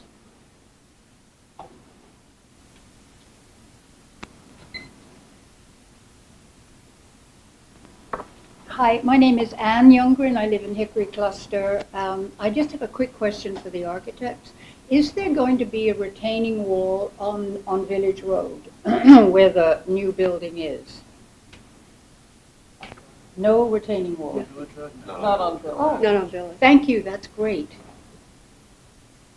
Good question, good answer. Anyone else? Okay, well, let's come back up here to the front of the room for a bit and see what comments we might have. May I address some of the comments? Oh, okay. May I? Could we put up Mr. Youngren's sketch again? And we do appreciate the fact that he took some time and came up with a sketch. Thank you. We do, and we did listen, and we listened the last time by trying to create a design that does have a loop road. And I sent this actually, and I sent it not to the architect, but really to the civil engineer, because I was concerned, not only do we have to comply, with the guidelines of the DRB, but we've got to comply with Fairfax County and all of their regulations. And this sketch, it's not to scale, but we did take a look at it. The scale looks to be about 1 inch equals 60. I'm not sure if that's what you intended. Drawing, which I copied. And the roads are too narrow. This is a sketch. This is a sketch. Right. I was just trying to bring the Well, point. but what we did is we like an open space. We took the sketch and we tried to make it work. I guess that's my point, is that we took this and said, can we take this sketch and put it into something that would comply with Fairfax County regulations? And unfortunately, we could not do that with this particular design because of things like I'd love to see that. Well, and I'm happy to, we can Please show have it a, to me. well, I just have a list of points that the civil engineer kind of put I think together. we kind of can just let the ladies, no, Ralph, let her speak. So, but we took that sketch and we said if we put in a loop road, that loop road would have to be a minimum of 26 feet wide. You also have to have grass strips and sidewalk. The parking area that's shown also doesn't meet, the minimum requirements. It's too narrow. We couldn't take these elements and put it into a plan that would work consistent with the requirements of the county, including emergency vehicles and everything else, with the density that we need. This particular sketch, I believe, shows 30 units, and we really need a minimum of either option 1 or option 2, which is the 35 or 36. So we did take your plan. We And did this is drawing consider that it. the program is 30. Okay, right. And It's a sketch. And I if had it no were- idea what the scale was. And if it were 30, when we had 30, it was the 2/2s. There were actually 60 units, and what we're proposing now are the townhomes. I understood from the last meeting Mhm. that you were thinking of 30, and you could put on this 2/2 if you wished. This would work for a 4-story, one house, a 3-story, or a 2/2. I think what we have to kind of look at here is, I appreciate Ralph's sketch up here and what you guys have done conceptually. You're both looking for a loop road in there. We will. And given the druthers of the county and rules and regulations and stuff, what I'm hearing from you is you couldn't exactly copy this because of everything from the topography to whatever. There are reasons you couldn't necessarily do it, but you've taken into account the concept of a loop road, So, exactly. which I appreciate you doing that, and then I have some comments on that when it gets to be my turn. But I think that said, I think we're all making progress here, and I think if, we have to acknowledge what Mr. Youngren has given us, which is a concept that you've tried to make work. We did, we Okay, did. all right. The only other point I wanted to make in response to the comments is that, you know, there's been a lot of discussion about the height of these townhomes being either 3 stories in a loft, or with the 2-over-2s, it was actually 4 stories. But I don't want to lose sight of the fact that there's a 7-story building there today. So, you know, I It's not that appreciate, close to North Shore Drive, though. but it's actually a bigger building than what we're proposing. Yeah, it's And- not set well back. But it is a pretty significant building. What you say is true.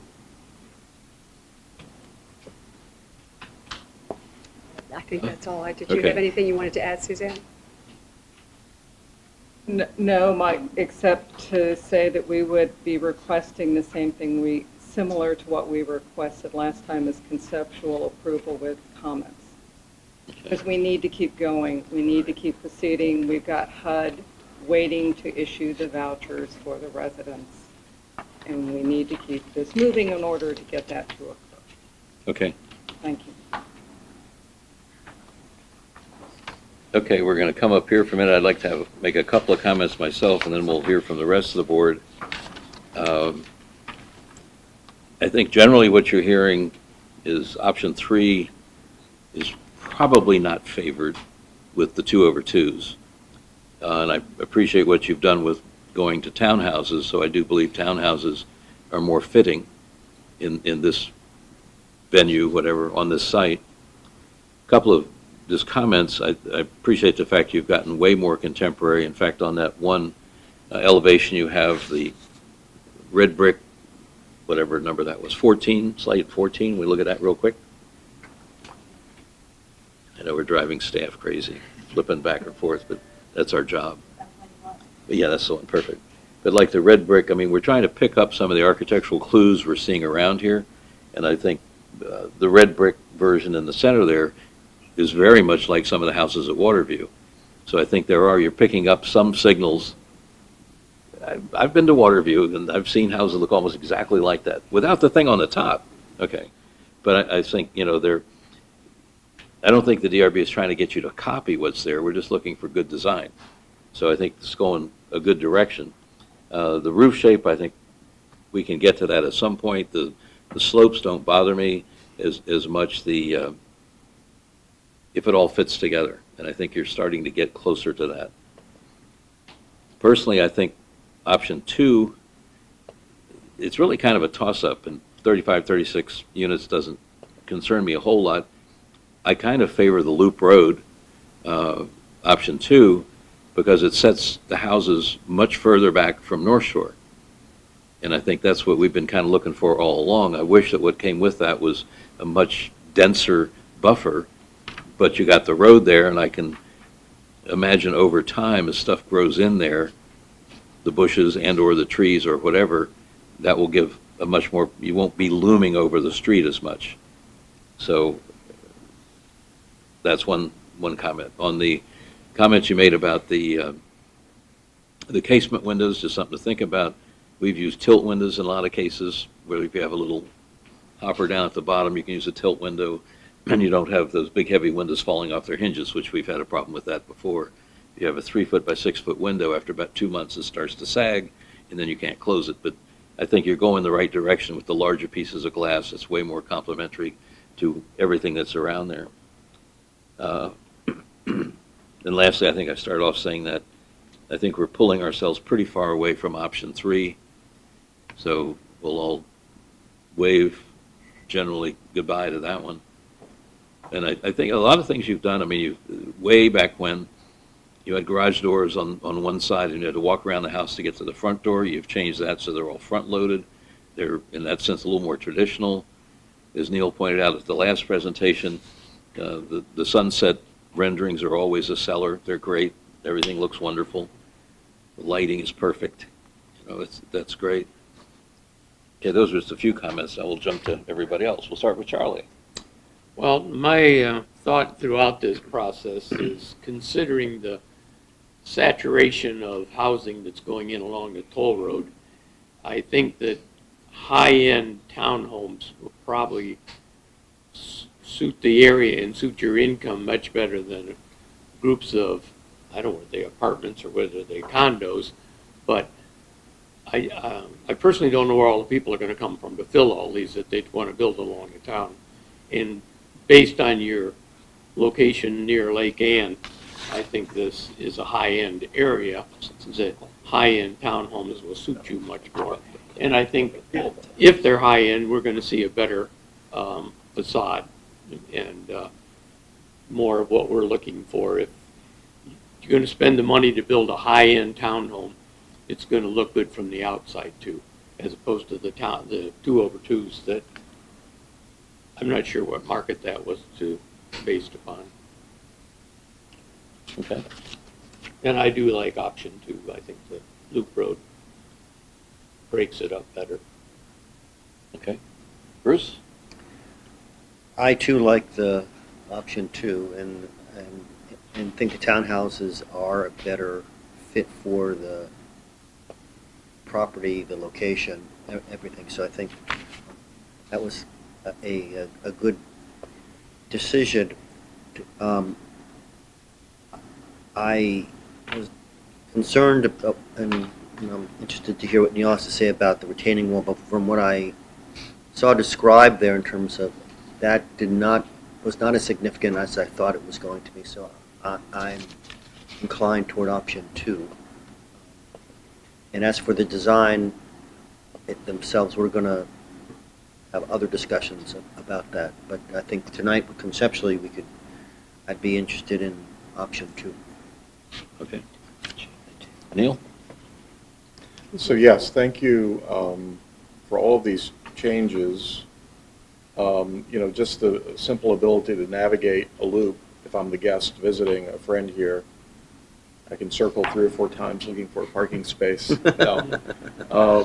So, I just think that's common sense. I like the townhouses as well. I think the 2/2 were going to be definitely tall.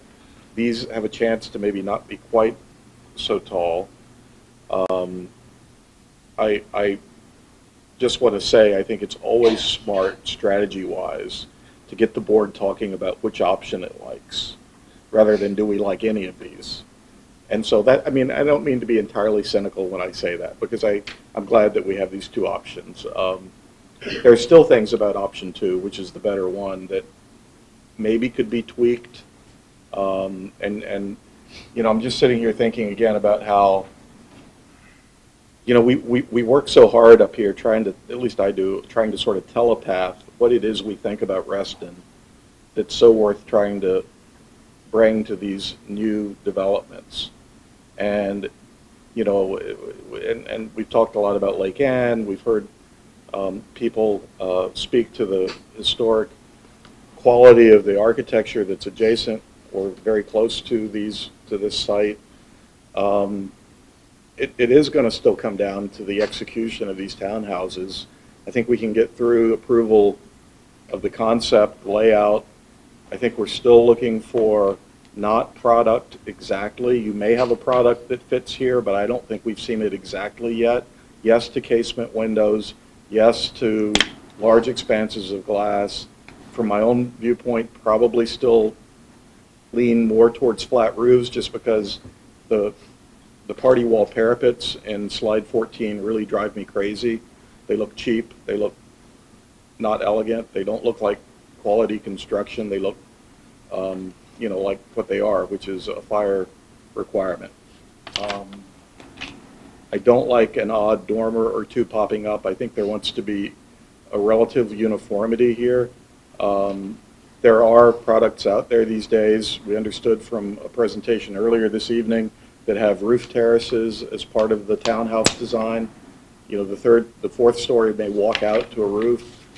If this were all flat, that sort of picks up on, I think that's better than what Nick was describing of decks across that little canyon of a backyard.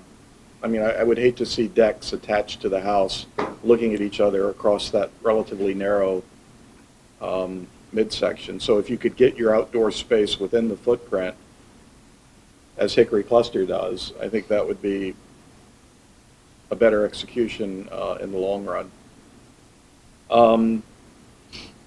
The materials are going to come down to it. I think one of the reasons Waterview and Hickory both work is they're brick. I'm sure you're not planning all brick townhomes, but if you were, more power to you. It's when you switch to the metals or the vinyl siding and again, those flimsy-looking metal parapets that it starts to not look quite as good. And just to hit, as we will whenever you're back in front of us, a little bit longer, I mean, the essence of Reston, especially over time, is trees.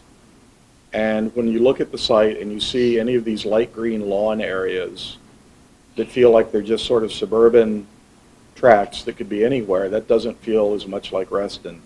And yes, it can happen over time, but like the end of in option 2, the western end of that road that faces out towards North Shore Drive, that green space, if we can't get the trees on the other side of the driveway between North Shore Drive and your loop road, certainly put mature trees then in that open space at the end of that row of townhouses.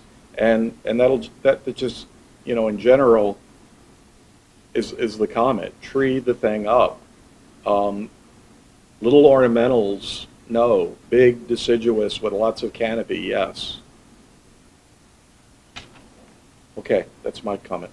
Okay, Nick?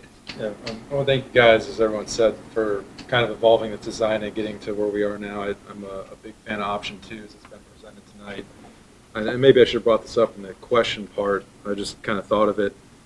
Regarding the parking, the visitor parking to the northwest of the site, how important is that to your development? Because I can see you meet and exceed the minimum parking requirement right now just on the driveways and the garages. So I was thinking if Unit 36 moved to where the end of Unit 29 is and you kind of get rid of that parking there, that buffer can increase and you can increase the length of that stick and maybe eliminate some retaining wall just to redistribute a unit. More of a comment or question than anything. Slide it forward and eliminate 2 surface parking spaces. And So, yeah. Just to get a little more land area to landscape. Right. You know, maybe more mature trees there could work. I understand the county wants more visitor parking. That's a hot button issue right now. So if that was in response to that, I get that. But I know North Shore does have street parking, and there is parking across the Lake Ann for short-term visitors.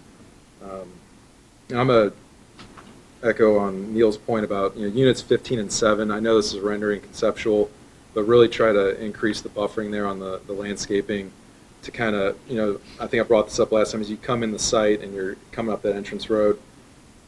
Now that we have these nice, architecture on the front, it'd still be nice to buffer the townhomes and the garages as we come in there. I think you now have that opportunity to do that with that little green triangle strip there. I think that's a great element there. And also on the other side of North Shore, take advantage of the site next to 7 to really, get some tree canopy in there.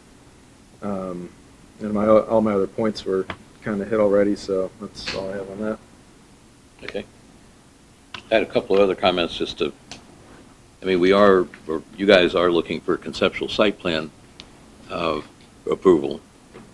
And I think that what we all have to keep in mind is we've heard a lot of discussion about the architecture, and I think it's going a better direction than it has been. But somewhere in here we have to set the groundwork for where this is all going to start and hopefully end up. So if we get around to approving the site plan, and I think you've heard some favorable comments for option 2, it doesn't mean any of the architecture is approved. So the design is still kind of in flux, okay? A couple of other questions, comments I had. Sorry, just one question. Flat roofs, you don't do a flat roof because you need to get the water to drain off the roof. So there is a pitch to the roof. You might not see it from the street, but there will be it's a 12-2 pitch. I mean, you have to have some pitch in order to get the water to drain to the gutter. Pulte has a product that's a traditional flat roof. And they probably have customer issues with. Okay. Yeah. Just saying. No, I don't. You don't, that's okay. Okay. Let me finish my list. I'm sorry. Okay. Is there any possibility on the central units that you have there, or any of them for that matter, say the ones 1 through 7 and whatever, the numbers are too small here for me to read, if you shorten the driveways, can you increase the size of the green area between them?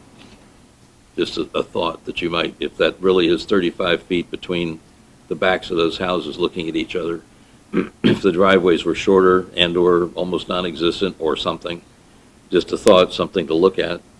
If you made a comment earlier that all the compressors for the HVAC units is going to be out behind the houses, that means in that row you're going to have 15 little machines out there chugging away in that nice little green area. Relac. And, yeah, or unless you could tie on to Relac, which is always a very large benefit, or not. But I would think about that, and if you go to flat roofs, understanding it's not truly flat, but if you can get the compressors out of that nice little green area, that's going to be a noisy little area if we don't do something about it. And relocate the HVAC compressors. Just a couple of comments, but and I agree with what Nick and Neil were both saying about the landscaped areas. Every time you got the light green, it's just to fill it up with trees. Okay, that said, there's a lot of things that I would still like to see, but I don't think they would keep us from giving a conceptual approval in my mind, because we're just approving what you're seeing. Not necessarily this, although this is a vast improvement over where we've been before. Yes, ma'am. Let me ask you a question. So, and I appreciate that you're not giving any sort of a conceptual approval of the architecture, but just so that we're clear, your preference is architecturally the drawing that you just held up, correct? I mean, because we had another example, but this is the preference. I'm sorry, what are you asking for? Just I think we appreciate the more, for the we architecture. appreciate the more contemporary look that you have, but it's like, sure, we like that, but with a whole bunch of changes. So given that, if you go to flat roofs, you go to, Right. the windows are, okay, the larger windows are better, we don't want to see any double hungs. We had this other elevation, and I just wanted to make sure that what you were, I think what I heard that you prefer Was this one, on sheet is that 14. one. Right. I just wanted to make sure This is a that starting point for. this is where we're headed. I can find things I don't like about both of them. Yeah, sure. That won't surprise you, I'm sure, right? Can we focus And on the things you like about either one? I think I heard what they like. Yeah. I think there's a real nuance between how much variety and how much consistency, where that line is. To me, the one in the middle with the occasional pop-up dormer starts to weaken it. The bad parapets that I talked about earlier that really look flimsy and cheap. At the same time, the flat roof version on the left is maybe a little too sterile, just a little too, and the double hung windows. If I could put the casement windows in the one on the left and have some of the quality of materials of the one in the middle, I'm not sure that I wouldn't like the flat roof version better. And I just say again, if you're going to end up with 2-foot protruding parapet walls that are clad in vinyl siding and metal coping, that does not stand up to the quality of architecture in that area. Okay. So I guess, The little metal canopies, the large casement window look, whether it's tilts or casements or fixed, there's a lot that's right in that middle one. But there's just those things that are wrong. So trying to give you all enough I to go down. appreciate that. Thank you. so it does seem like there's a general affection for option 2 as a site plan and the layout. I like it because it gets the buildings as far away from North Shore as possible. And I think if you take every opportunity to plant something, that will help. Even the bushes that go up against the retaining wall along North Shore, and take advantage of whatever that last unit there, 28 or whatever it is to fill that thing. I mean, when we talk landscaping around here, we love the word forested, not just landscape.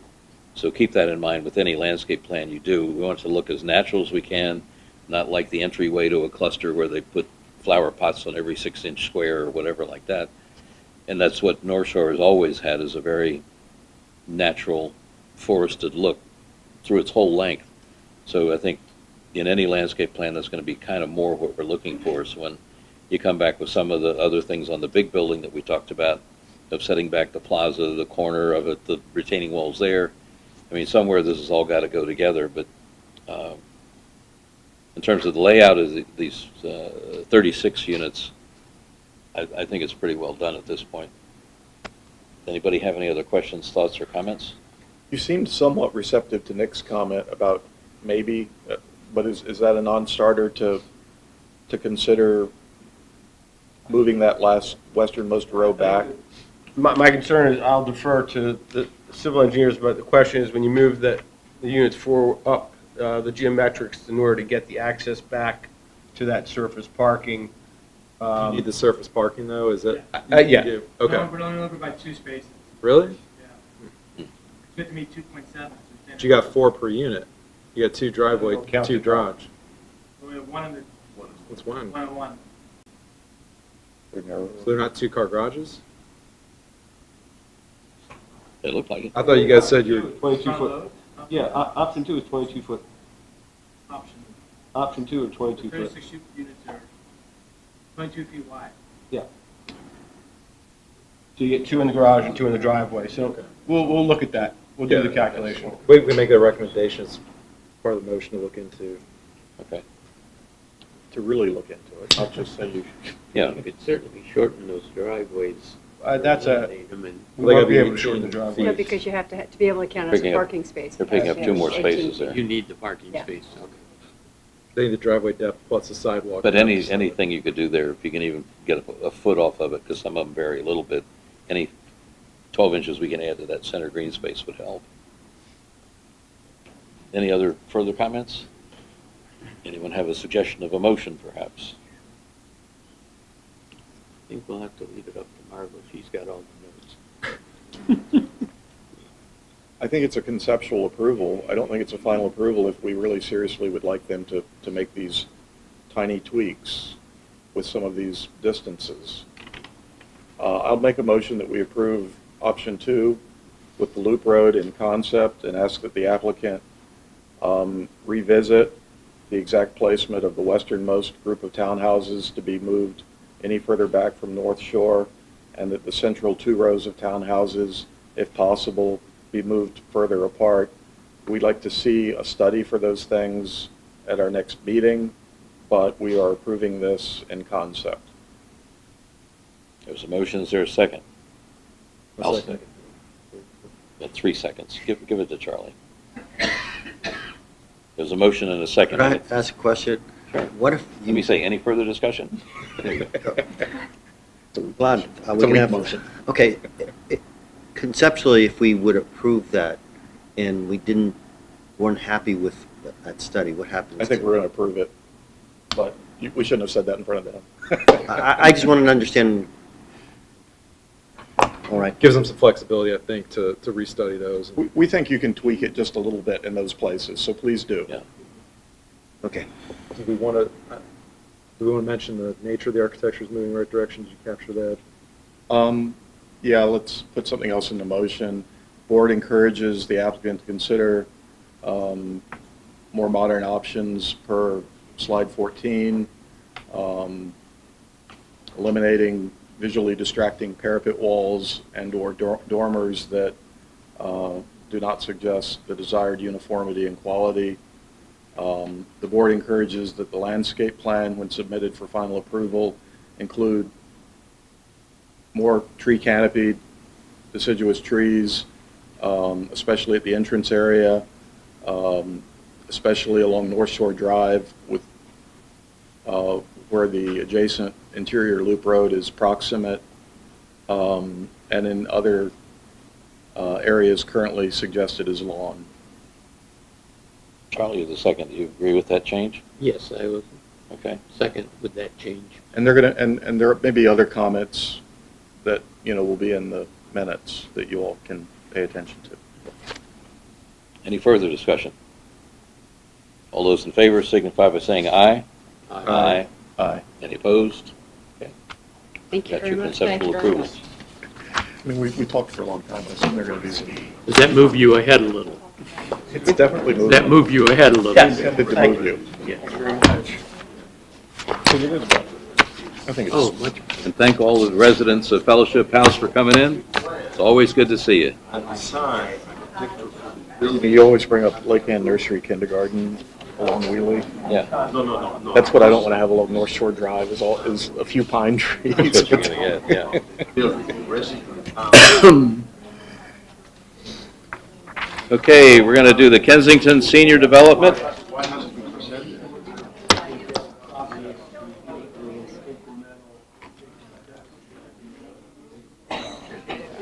We're going to wait. Yeah. If we can, everybody, can we move the conversations out in the hall? We have to keep going here. Where's your gavel? Where's your gavel? Oh, it's right here. Take it out in the hall.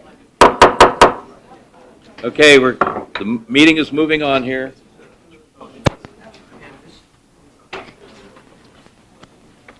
Gavelmeister. Oh, you changed everything up. I just got this. Oh, okay. Yeah, you just Thank you very much. Just two, new number 7 and then this number 9. The color version of the black. Yeah. I'll reinforce it this time. Sure. If I break it, I don't have to buy it. There you go. Bye, ladies. We did a double layer recess. You're going to miss those ladies. That's a month. They can't come back. Gentlemen, floor is Okay. yours. Thank you for having us again. I'm Michael Rafiti with Kensington Senior Development. I have Steve Ruiz from Mosley, the architect, and I have Jeff Krebs from BICA, a civil engineer and landscape architect. We wanted to come back to you tonight, and we heard your suggestions from the last meeting. We took them to heart, and we made some changes that we would like to describe to you. I'll turn the specifics of the architecture over to Steve Ruiz.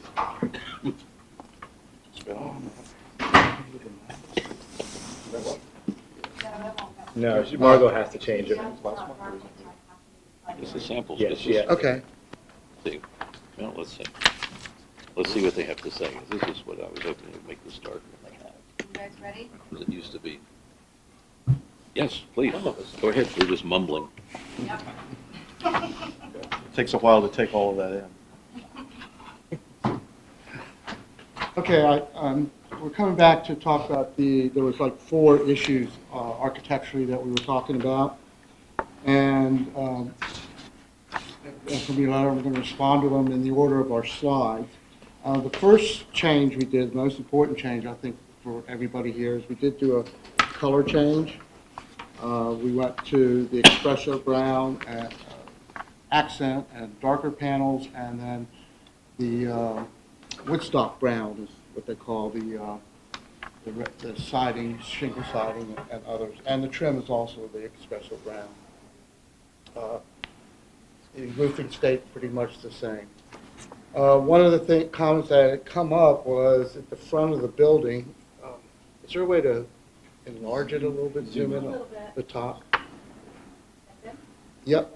On the left, to the left side of the porte cochere, if you remember before, there was a grate there, a big metal grate there that was opening up to the garage. The lower floor is a garage, you all remember last time.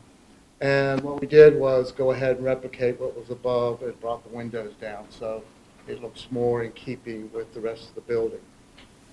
We did push back the entrance to the garage a little bit, and then took that, for lack of a better term, a bow window, and kind of pushed it out over the garage to kind of create more of a recessed entrance and try to diminish the look as when you come up to the building. A few other subtle changes around there. That once you start shifting things, you have to make other little changes to go on with it. Next slide. Yeah.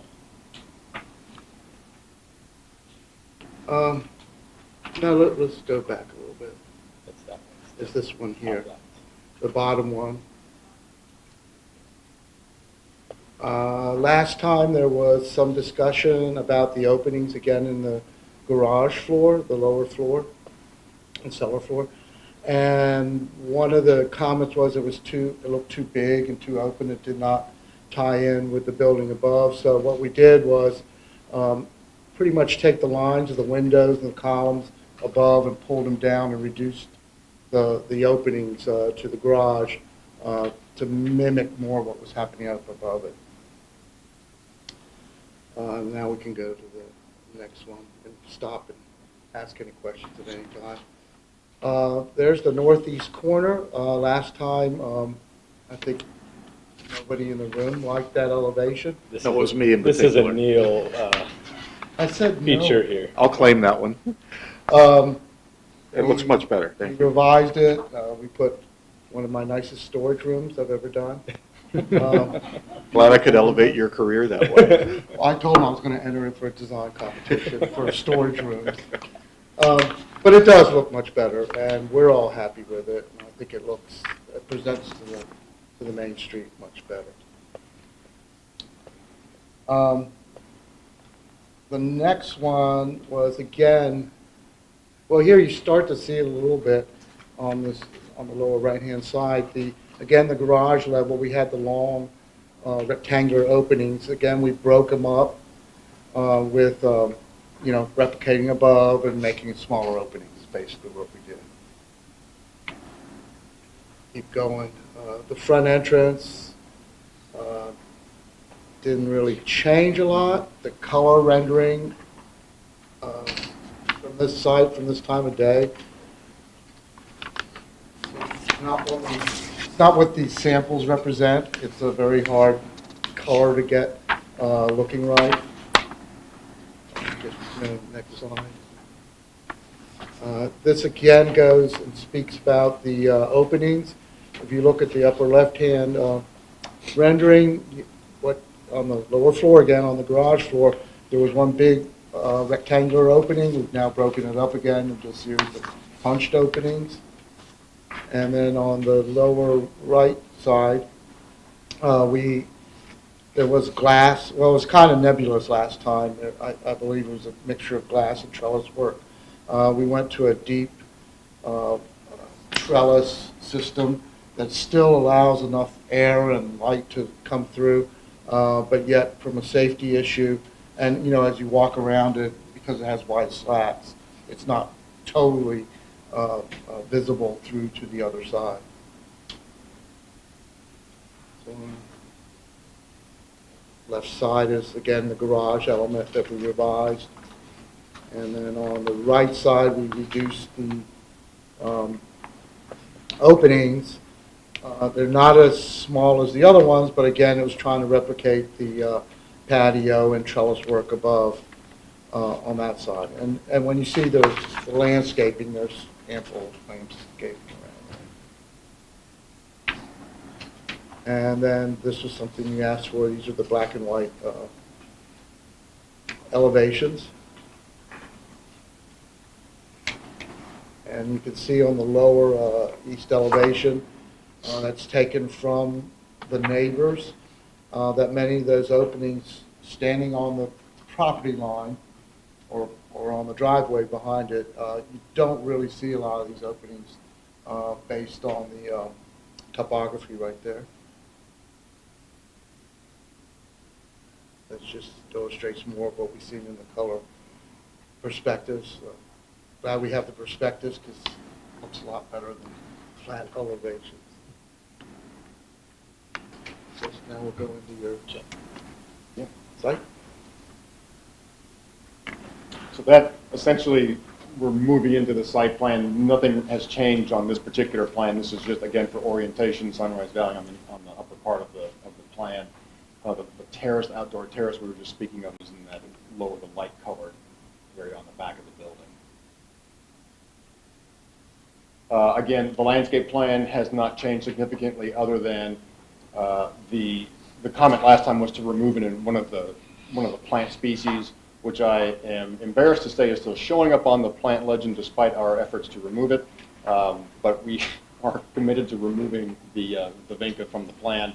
So, but the plan is the same, and as Steve just mentioned, the heavily planted band sort of right up against the building serves two purposes, serves to soften that edge of the building to anybody who might see it from the backside, but also serves as a garden, if you will. As you pull into the garage and look out, you're seeing through those vents and you're seeing a lushly vegetated area in the back, as well as it's an amenity for the residents looking down on it. So, but nothing has changed in terms of locations of anything. It's the same. We're just switching the species out. That's what that is. You've seen that before. So, again, the terrace area, there are some design elements. For instance, the flooring material that's still a little bit in flux. There are a couple different design decisions that need to be made, and the sort of the trellis system that surrounds. One of the comments we heard before was you weren't really keen on the plexi, the fully transparent element. So we're in working with the architect and with the owner. We're trying to find a way to. We have a couple of things that we have to serve. We can't have anything that's climbable for our residents, so it needs to be, safety is our #1 concern for the residents, so it's likely going to be a vertical slat system of some type, and the precise configuration of that system is not yet in place, but it will, as Steve showed you, it will blend in with what's happening on the upper levels, the same sort of overhead trellising system, the same coloring of the wood. It'll just be how we decide to make those vertical elements and whether there's any kind of break in the middle or whether there may be the occasional open area. But we're trying to provide light and air for the residents, but also maintain that safety. So that's pretty much what this is showing. And there's another comment about the fire element. So there are a variety of different fire elements that we're showing there. Effectively, these are not open elements. These are the kind that are built-in gas type fireplaces that are, in this particular case, would be only visible to our residents on the inside. And that would be integrated into the trellis along the edge. These are just more versions of what that trellis system might look like. Could also look similar to what Steve showed earlier in his perspective, more of the grid. But again, climbability is the thing that we're trying to avoid. This is the landscape plan that was submitted to the county for approval. The urban forester has given preliminary approval to it. This is in conformance with what was approved on the special exception plan. You had asked to see that plan. The next sheet actually shows all the quantities of the various trees that were proposed, as well as the canopy coverage calculation showing how much of the existing canopy we're retaining and how much is being provided by proposed canopy. Again, as we expressed before, the delicate balance of we're preserving a significant amount between us and the Weathersfield cluster, so we're proposing to put some planting in where we can without disturbing the root systems of the existing vegetation and sort of shooting ourselves in the foot, so to speak. So we've met with the forester on site a couple different times. She's been working with us to kind of make sure that we're siting them correctly and picking the appropriate species. So that's where that particular plan stands. And again, it's under review. It doesn't have formal approval yet with the site plan, but it has been submitted. And then I think, is there one more? Maybe one more. So this was the final element. We, as part of our proffers, were asked to meet with the Weathersfield cluster, our adjacent neighbors, and work with them to come up with a mutually acceptable planting plan that provides supplemental screening, if you will, on their side of the property line so that they can, as you know, Weathersfield sits higher than we do, and there's a little bit of a ridge from their front door. It goes up and then it drops off to come down to us. And so in working with the urban forester, essentially all those colored plants that you're seeing, all the colored dots, are the plants that we're proposing for the Weathersfield side, and they're effectively right along that ridge. So they're at the highest point to give the maximum amount of screening that we can provide, and they're, again, sited in working with the urban forester and the neighbors to, the least disturbance to the existing vegetation, filling in some open gaps, and providing largely evergreen plants to help to provide some year-round screening. So that was the intent. Again, this has also been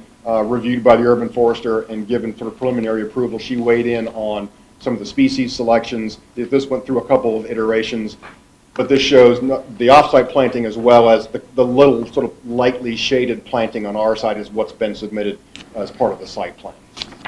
And that's where we stand. I think that might be it. There we go. Okay.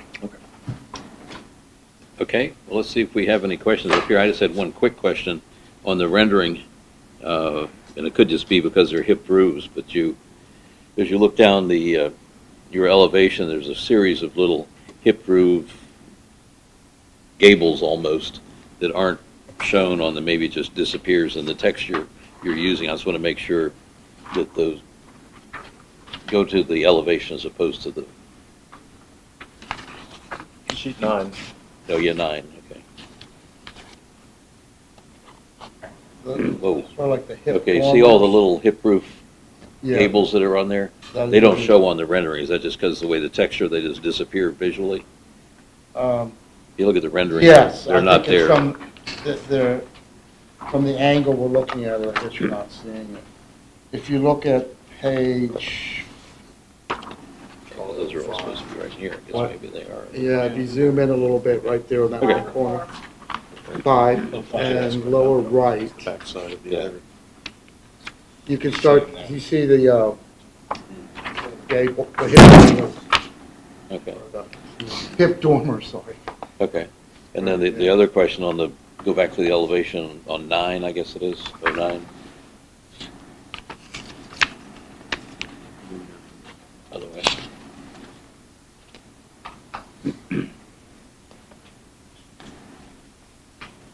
There, that's good. Drop down a little bit. Are you seeing an overshot roof from the other side? Go, I want to see the one on the top there. There, perfect.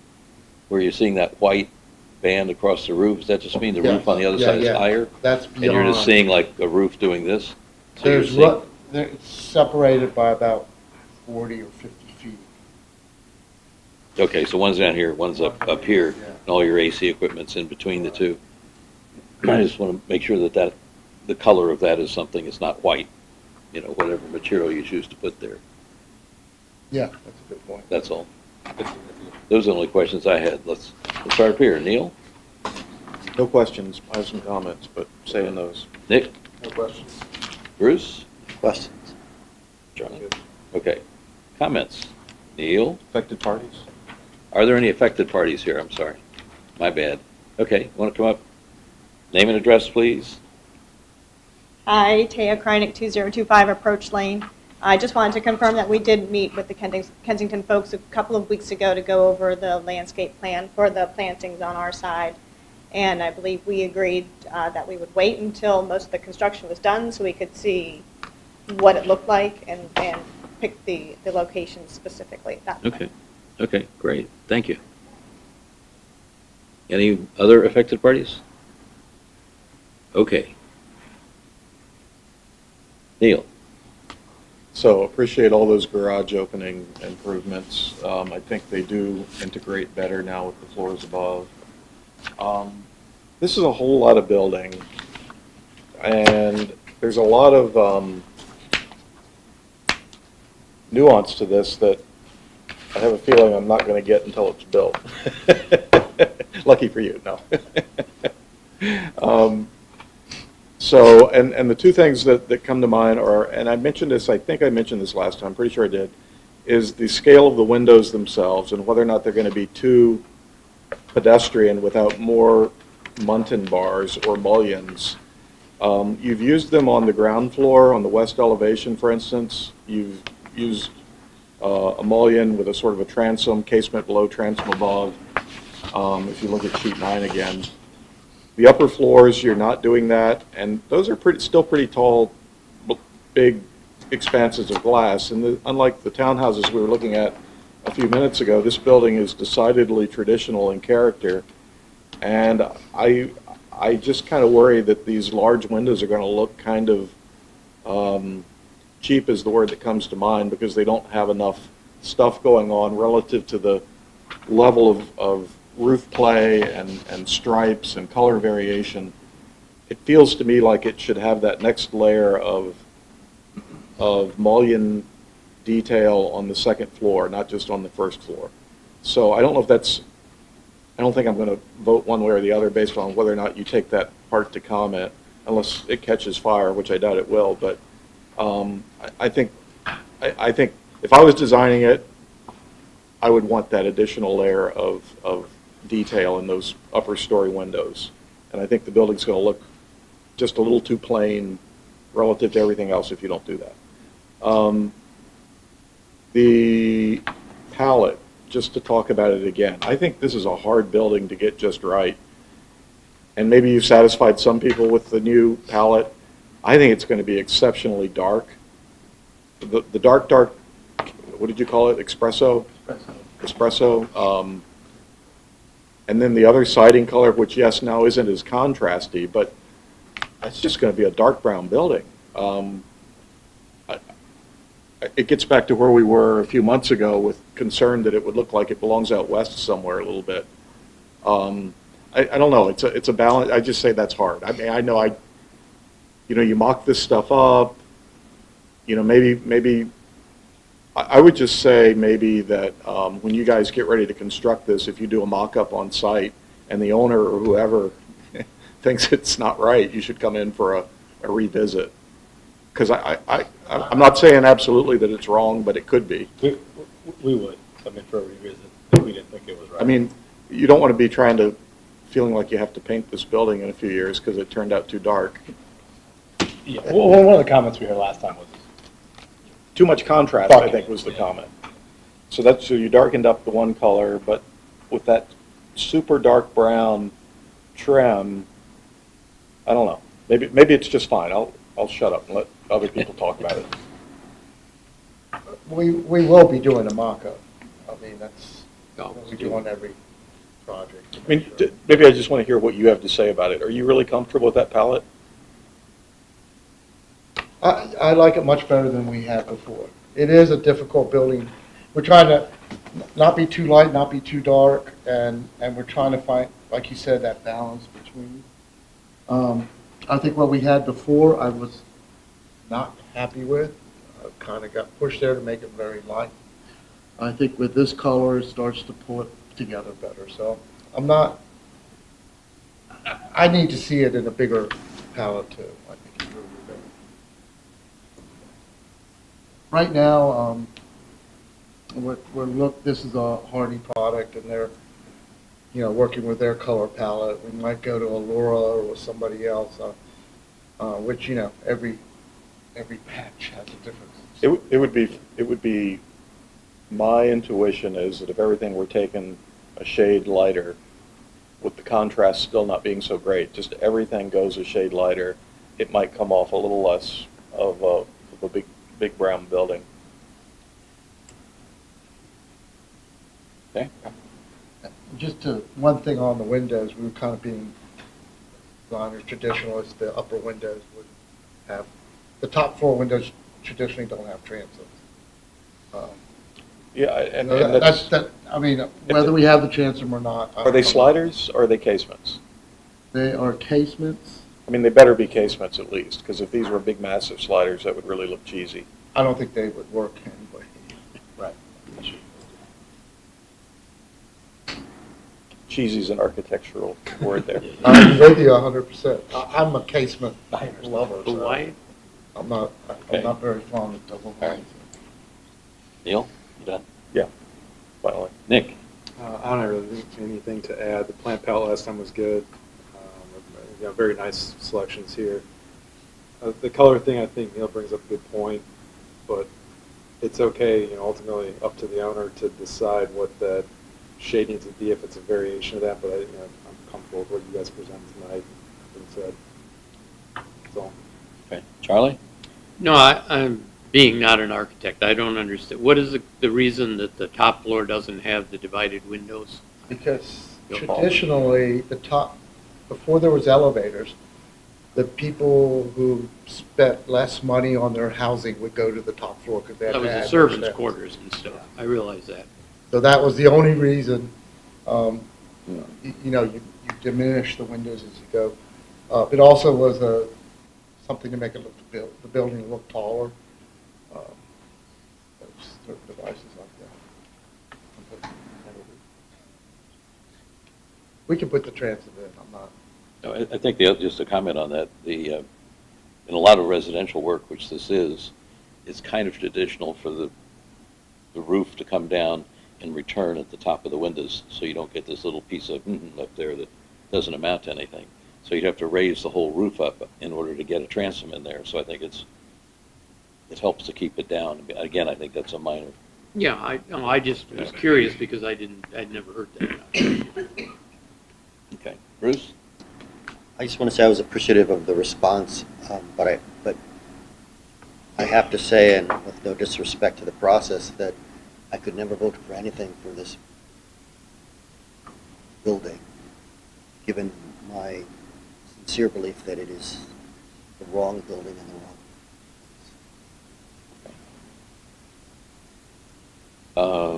I guess the only comment I have it relates to the color palette that we talked about last time, and I think I was looking for the darker colors because we've been concerned about the scale of the building, the massing, and what we could do. We felt if it was darker, it wouldn't be as imposing. So I think that's fine. And again, let's see how it turns out if you decide to modify it or change it or go to a different product. But I think that's where that came from, just to try to tone it down a little bit. So other than that, that was it. So we're looking for a landscape plan and architectural final, or what are we looking for here? Yeah, architectural, landscape, and we'd be coming back for final detail on trellis, lighting, signage, all those details. All right. So everyone understands why we're here? Does anyone have a motion then?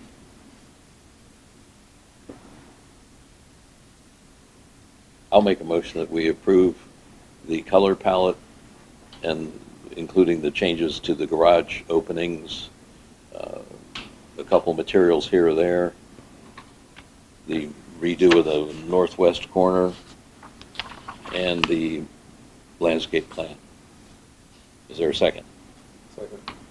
Motion and a second. Any further discussion? Still don't like your second-story windows. Maybe enough to vote against it. I think because it's such a big building that if you don't add that additional level of detail,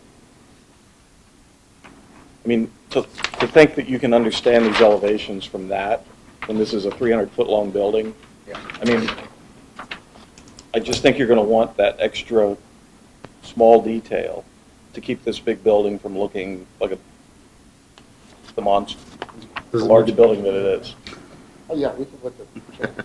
Does it need to be on every window, or is No, it just here, where It's not on every window. In other places. where it breaks through the roof line, maybe those windows.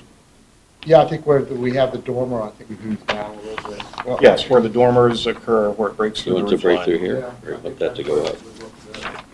It doesn't need to be every window. Just do some of it. That'd be an improvement. Okay, with that change to the motion that we'd like some of the upper windows to have a transom above them. Nick, you're second. Do you agree with that? Okay. Any further discussion? Especially that north elevation. Especially the north elevation. Any further discussion? Okay, all those in favor signify by saying aye and raising your hand. Aye.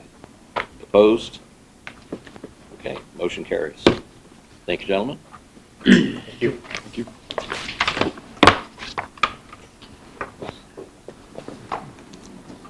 Now, before we move on to the next portion, we want to, and this, we're going to have to get our little TV guy in here, because I'd like to move, we go to executive session briefly. So I guess I'll make a motion, we go to executive session. Is there a second? Second. There's a motion and a second. Point of order. Oh, you again? To discuss process of the cluster standard review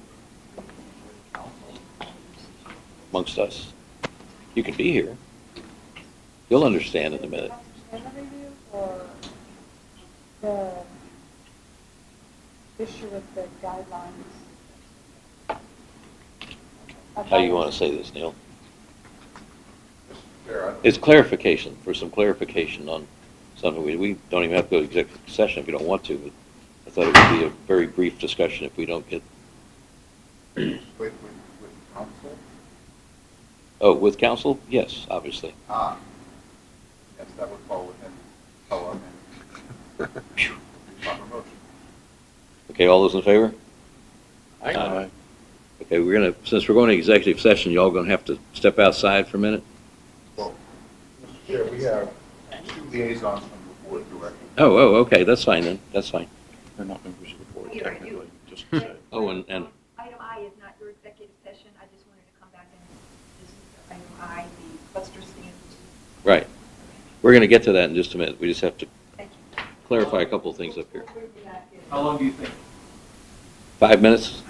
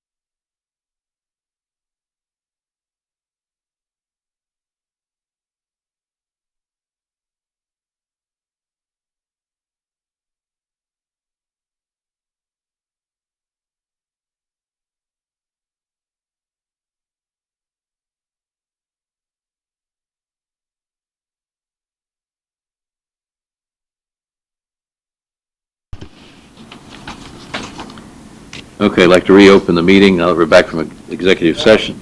Oops, sorry. Not your decision. It's not. Oh, so he's got to get the TV cranked up. Okay. We're back from executive session. There was a motion. Say again? Sure. Need to make the motion. I'd like to make a motion to, in discussion of the guideline edits, to remove color sheds and signs from the guideline revisions until further review. Second. There's a motion and a second. Any further discussion? All in favor? Aye. Aye. Okay. Move on with the agenda now. Item I, cluster standard special meeting. Take it away, Anna. So one of the the proposed amendments on the guidelines was to have the guidelines on the list for the cluster standards to be moved from panel to consultation with 2 members of the DRB. We discussed dedicating a meeting once a month for those reviews, which we felt was conducive to having cluster board members attend, but also having the advisor for that property attend so that they could provide that additional assistance and input for that meeting. So that meeting would be once a month, and it would be at 4 o'clock. So what we need to have a discussion on and try to come to some decisions would be what day of the month and timing, whether it's, say, like a first Tuesday at 4 o'clock or a first Wednesday, whatever the case may be. We also should determine whether we want to appoint a permanent 2-member consultation or whether those should be rotating members, with the understanding that not every member of the DRB would be available at that time. So I just wanted to open it up for comments in terms of who would be available for that meeting and whether you guys would be more likely to want to rotate or whether you would like to set up 2 permanent members for those reviews. Okay. I think everyone understands what we're talking about. We're going to take all cluster standard stuff off the panel agendas, shift them to consultation, which we've already talked about, and have a two of the DRB members be on that consultation, not just 1, but 2. Okay, so then when and how we do all of this, I mean, for example, I mean, I know you wanted to do 4 p.m. because then we can get staff without having them stay over. A suggestion might be if we did it at 5 p.m. on the Tuesdays before the full board, you're here anyway, and 2 hours should probably be enough to do what we have to do. It's always hard to say. You might have 10 clusters coming in, you might have 2, but something like that might work better. I mean, if we came in at 4 and it took an hour, then you're like, what do you do? We've been getting a lot of requests to have work sessions, informational presentations, such Yeah. for full board meetings, and that's my understanding of what you preferred, that you were already coming that evening. Right. So if we push it to 5, an hour, well, I mean, not saying it's not possible, but we've got to look at the agenda for sure. Because the cluster conversations require a lot of time. Mhm. You have to get the books out, looking, matching. Love you're- those books. You're talking to them. So that's why we were looking at this process as a change. Give them the kind of attention. Okay. Well, maybe we could look at, if, for example, I'm not nailing you with this, but Nick, me, and Bruce are on one panel. And what are we, second Tuesday, I guess? I can't remember, wherever we are. Second Tuesday, I think. If we both volunteered for this high-paying position, and then we could come in at 5 o'clock that day, or something like that, so we'd already be here for our panel. And if someone else wanted to volunteer, so we didn't have to do it all the time, that would be when you did it. You would come in at 5 o'clock that day. At 5 o'clock, I just keep saying that because it gives us a 2-hour window before our panel would start. That way it's not another day we've got to... If we're trying to get the covenants, the assigned advisor for that cluster, They leave at 5 typically, right? They do, and I mean, in some cases, we may be able to have them stay over, but those advisors who have children and have childcare issues, we can't mandate that they stay. If they have to pick up children from daycare or whatnot, we can't make it mandatory for them Well, to stay. how about the people in the cluster that, wouldn't they have to get off work too and get here? It puts the pressure on them too. I mean, who's going to have to get off work? The cluster people or our staff? Well, we also discussed the opportunity to review some of these applications without the applicant being there. We do it sometimes in panel meetings anyway, and I think that too would give them more of a, maybe they get the paperwork in and let it go through the process without having to commit to that one meeting, 7 o'clock on a Tuesday. I'm not sure. So either way, we're going to have that constraint of time. I think the discussion basically came down to the fact that we need to open up slots on the panel agendas for non-cluster standard applications. Right. And we are out of Tuesdays, obviously, so we just needed to kind of figure out where we could insert a meeting, and that was the best time. So I think there are some people on cluster boards that either work from home or are retired or whatnot that can make the time because they come in throughout the day to speak with us and make appointments throughout the day, so they must have availability. So So who's available during the day on the board? With enough notice, how far out would these be scheduled? Because 4 o'clock's doable if it's 3 weeks out, well, 2 they would, weeks out. I mean, if it's once a month, they would be scheduled at least a couple months in advance. We're looking at panel meetings, schedule them out 3 to 4 weeks Graham's as no it longer is. on the board. Charlie's generally available. Grace you can't do it. Grace can't do. Ken's going to be here and there. He'll be in, Bruce, Can't. you work. Sorry. Have to work. I mean, we all work except for Charlie, so that's, Oh, Richard, you call what you do work? It's a write-off. Yeah, really. With the option if the cluster representative can't attend 4 o'clock but really wants to do this, that it would go to a panel still, or is this moving all cluster review to this special? We would move them all to this. Okay, so that'd be the new rule, all cluster standards to this consult. Well, I would suggest it all be on a Tuesday, my Tuesdays are ruined anyway because of what I'm coming here. Right. So why not ruin the whole day? 3 times a month at this point. No, There's a cot but, set up for you in the hallway out there. we're still looking for more people, but that's another subject. But I also don't want, like, Nick and me to get sucked into this and have to do it forever. I would like other people to come in from time to time, so it's not, just because I mentioned that I almost doesn't. think it should be a rotating to Yeah, give everybody, not that some of us know anything, but give everybody a chance to get educated into how this. I think that's only fair. I mean, otherwise, Nick and I are already doing 3 meetings a week as it is, a month rather. The benefit to having the same group do it is that the consistency would definitely be there. Because Well, the same hopefully group you'd have. is going to remember what they did last month in similar situations where we find that the panels tend to make decisions a little differently. Yep, we've talked about that. That's a big deal. Well, if we did it on a Tuesday at 5, okay, Grace is out, Ken's probably out because he's hardly ever in town. Could the 5 of us somehow work that out, that, okay, next month, Bruce and Neil got it. The month after that, Nick and I've got it. Well, and you have a new member coming on. It'll take him a while to figure out what we're doing. But he probably works for a living. Yeah, I'm just kidding. All right, he's employed. Well, listen, we don't want to Say stick that. him on that just yet. I mean, if we got, say Ken can do it, that gives 6 of us.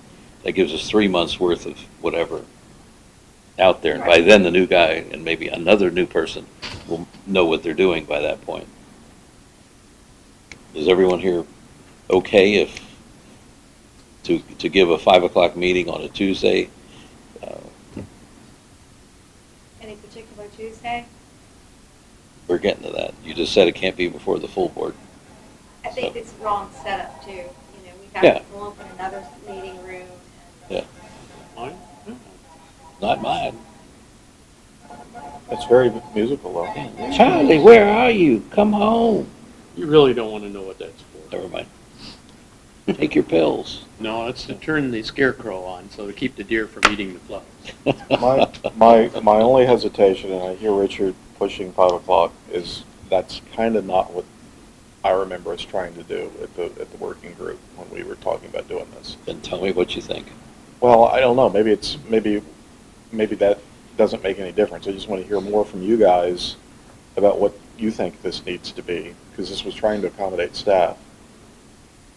We would prefer a more collaborative environment where we could bring in some of the advisors who are in these communities regularly, obviously know them better than even the meeting managers. We're dealing with 135 of them. So that they can give some insight that we don't typically have when you're asking a lot of questions. So do we have a president? So we're looking at what's in a database for a report where they might see things that aren't necessarily been approved or. Well, the advisors have the relationship with the cluster, and there are many instances where the advisor has actually sat down with the cluster board members to put together the application.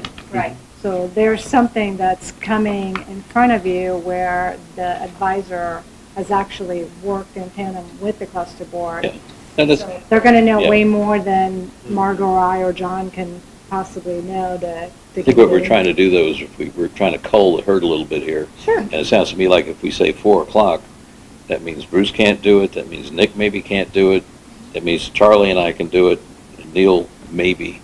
So it really doesn't leave a whole lot of Nick said he DRB could- people that can Nick do said it. he could do it with some notice, and I didn't hear Bruce say he could never make a 4, but maybe he can. 4 is really hard. I mean, to me, if you get here at 5, you're not going to get dinner before 7 o'clock meeting, and then it's a long night with no food. No, look. You see me, I'm eating my goldfish right and left. Maybe that's why maybe it's.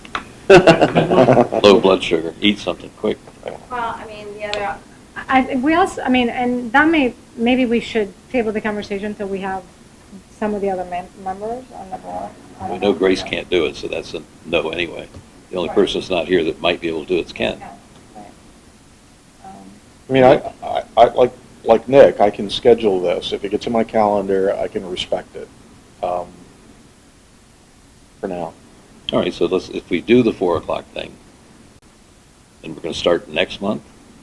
Well, we wouldn't be able to do it until we go through the whole hearing process of the guidelines, because the guidelines are tied to the resolution. So we need to get through the RA board hearing process, which I'm hoping we can schedule it at the August special meeting, but I haven't gotten confirmation of that yet. So at the earliest, it would be September, October that we would start. We haven't done anything tonight that could keep us from continuing our process. Okay.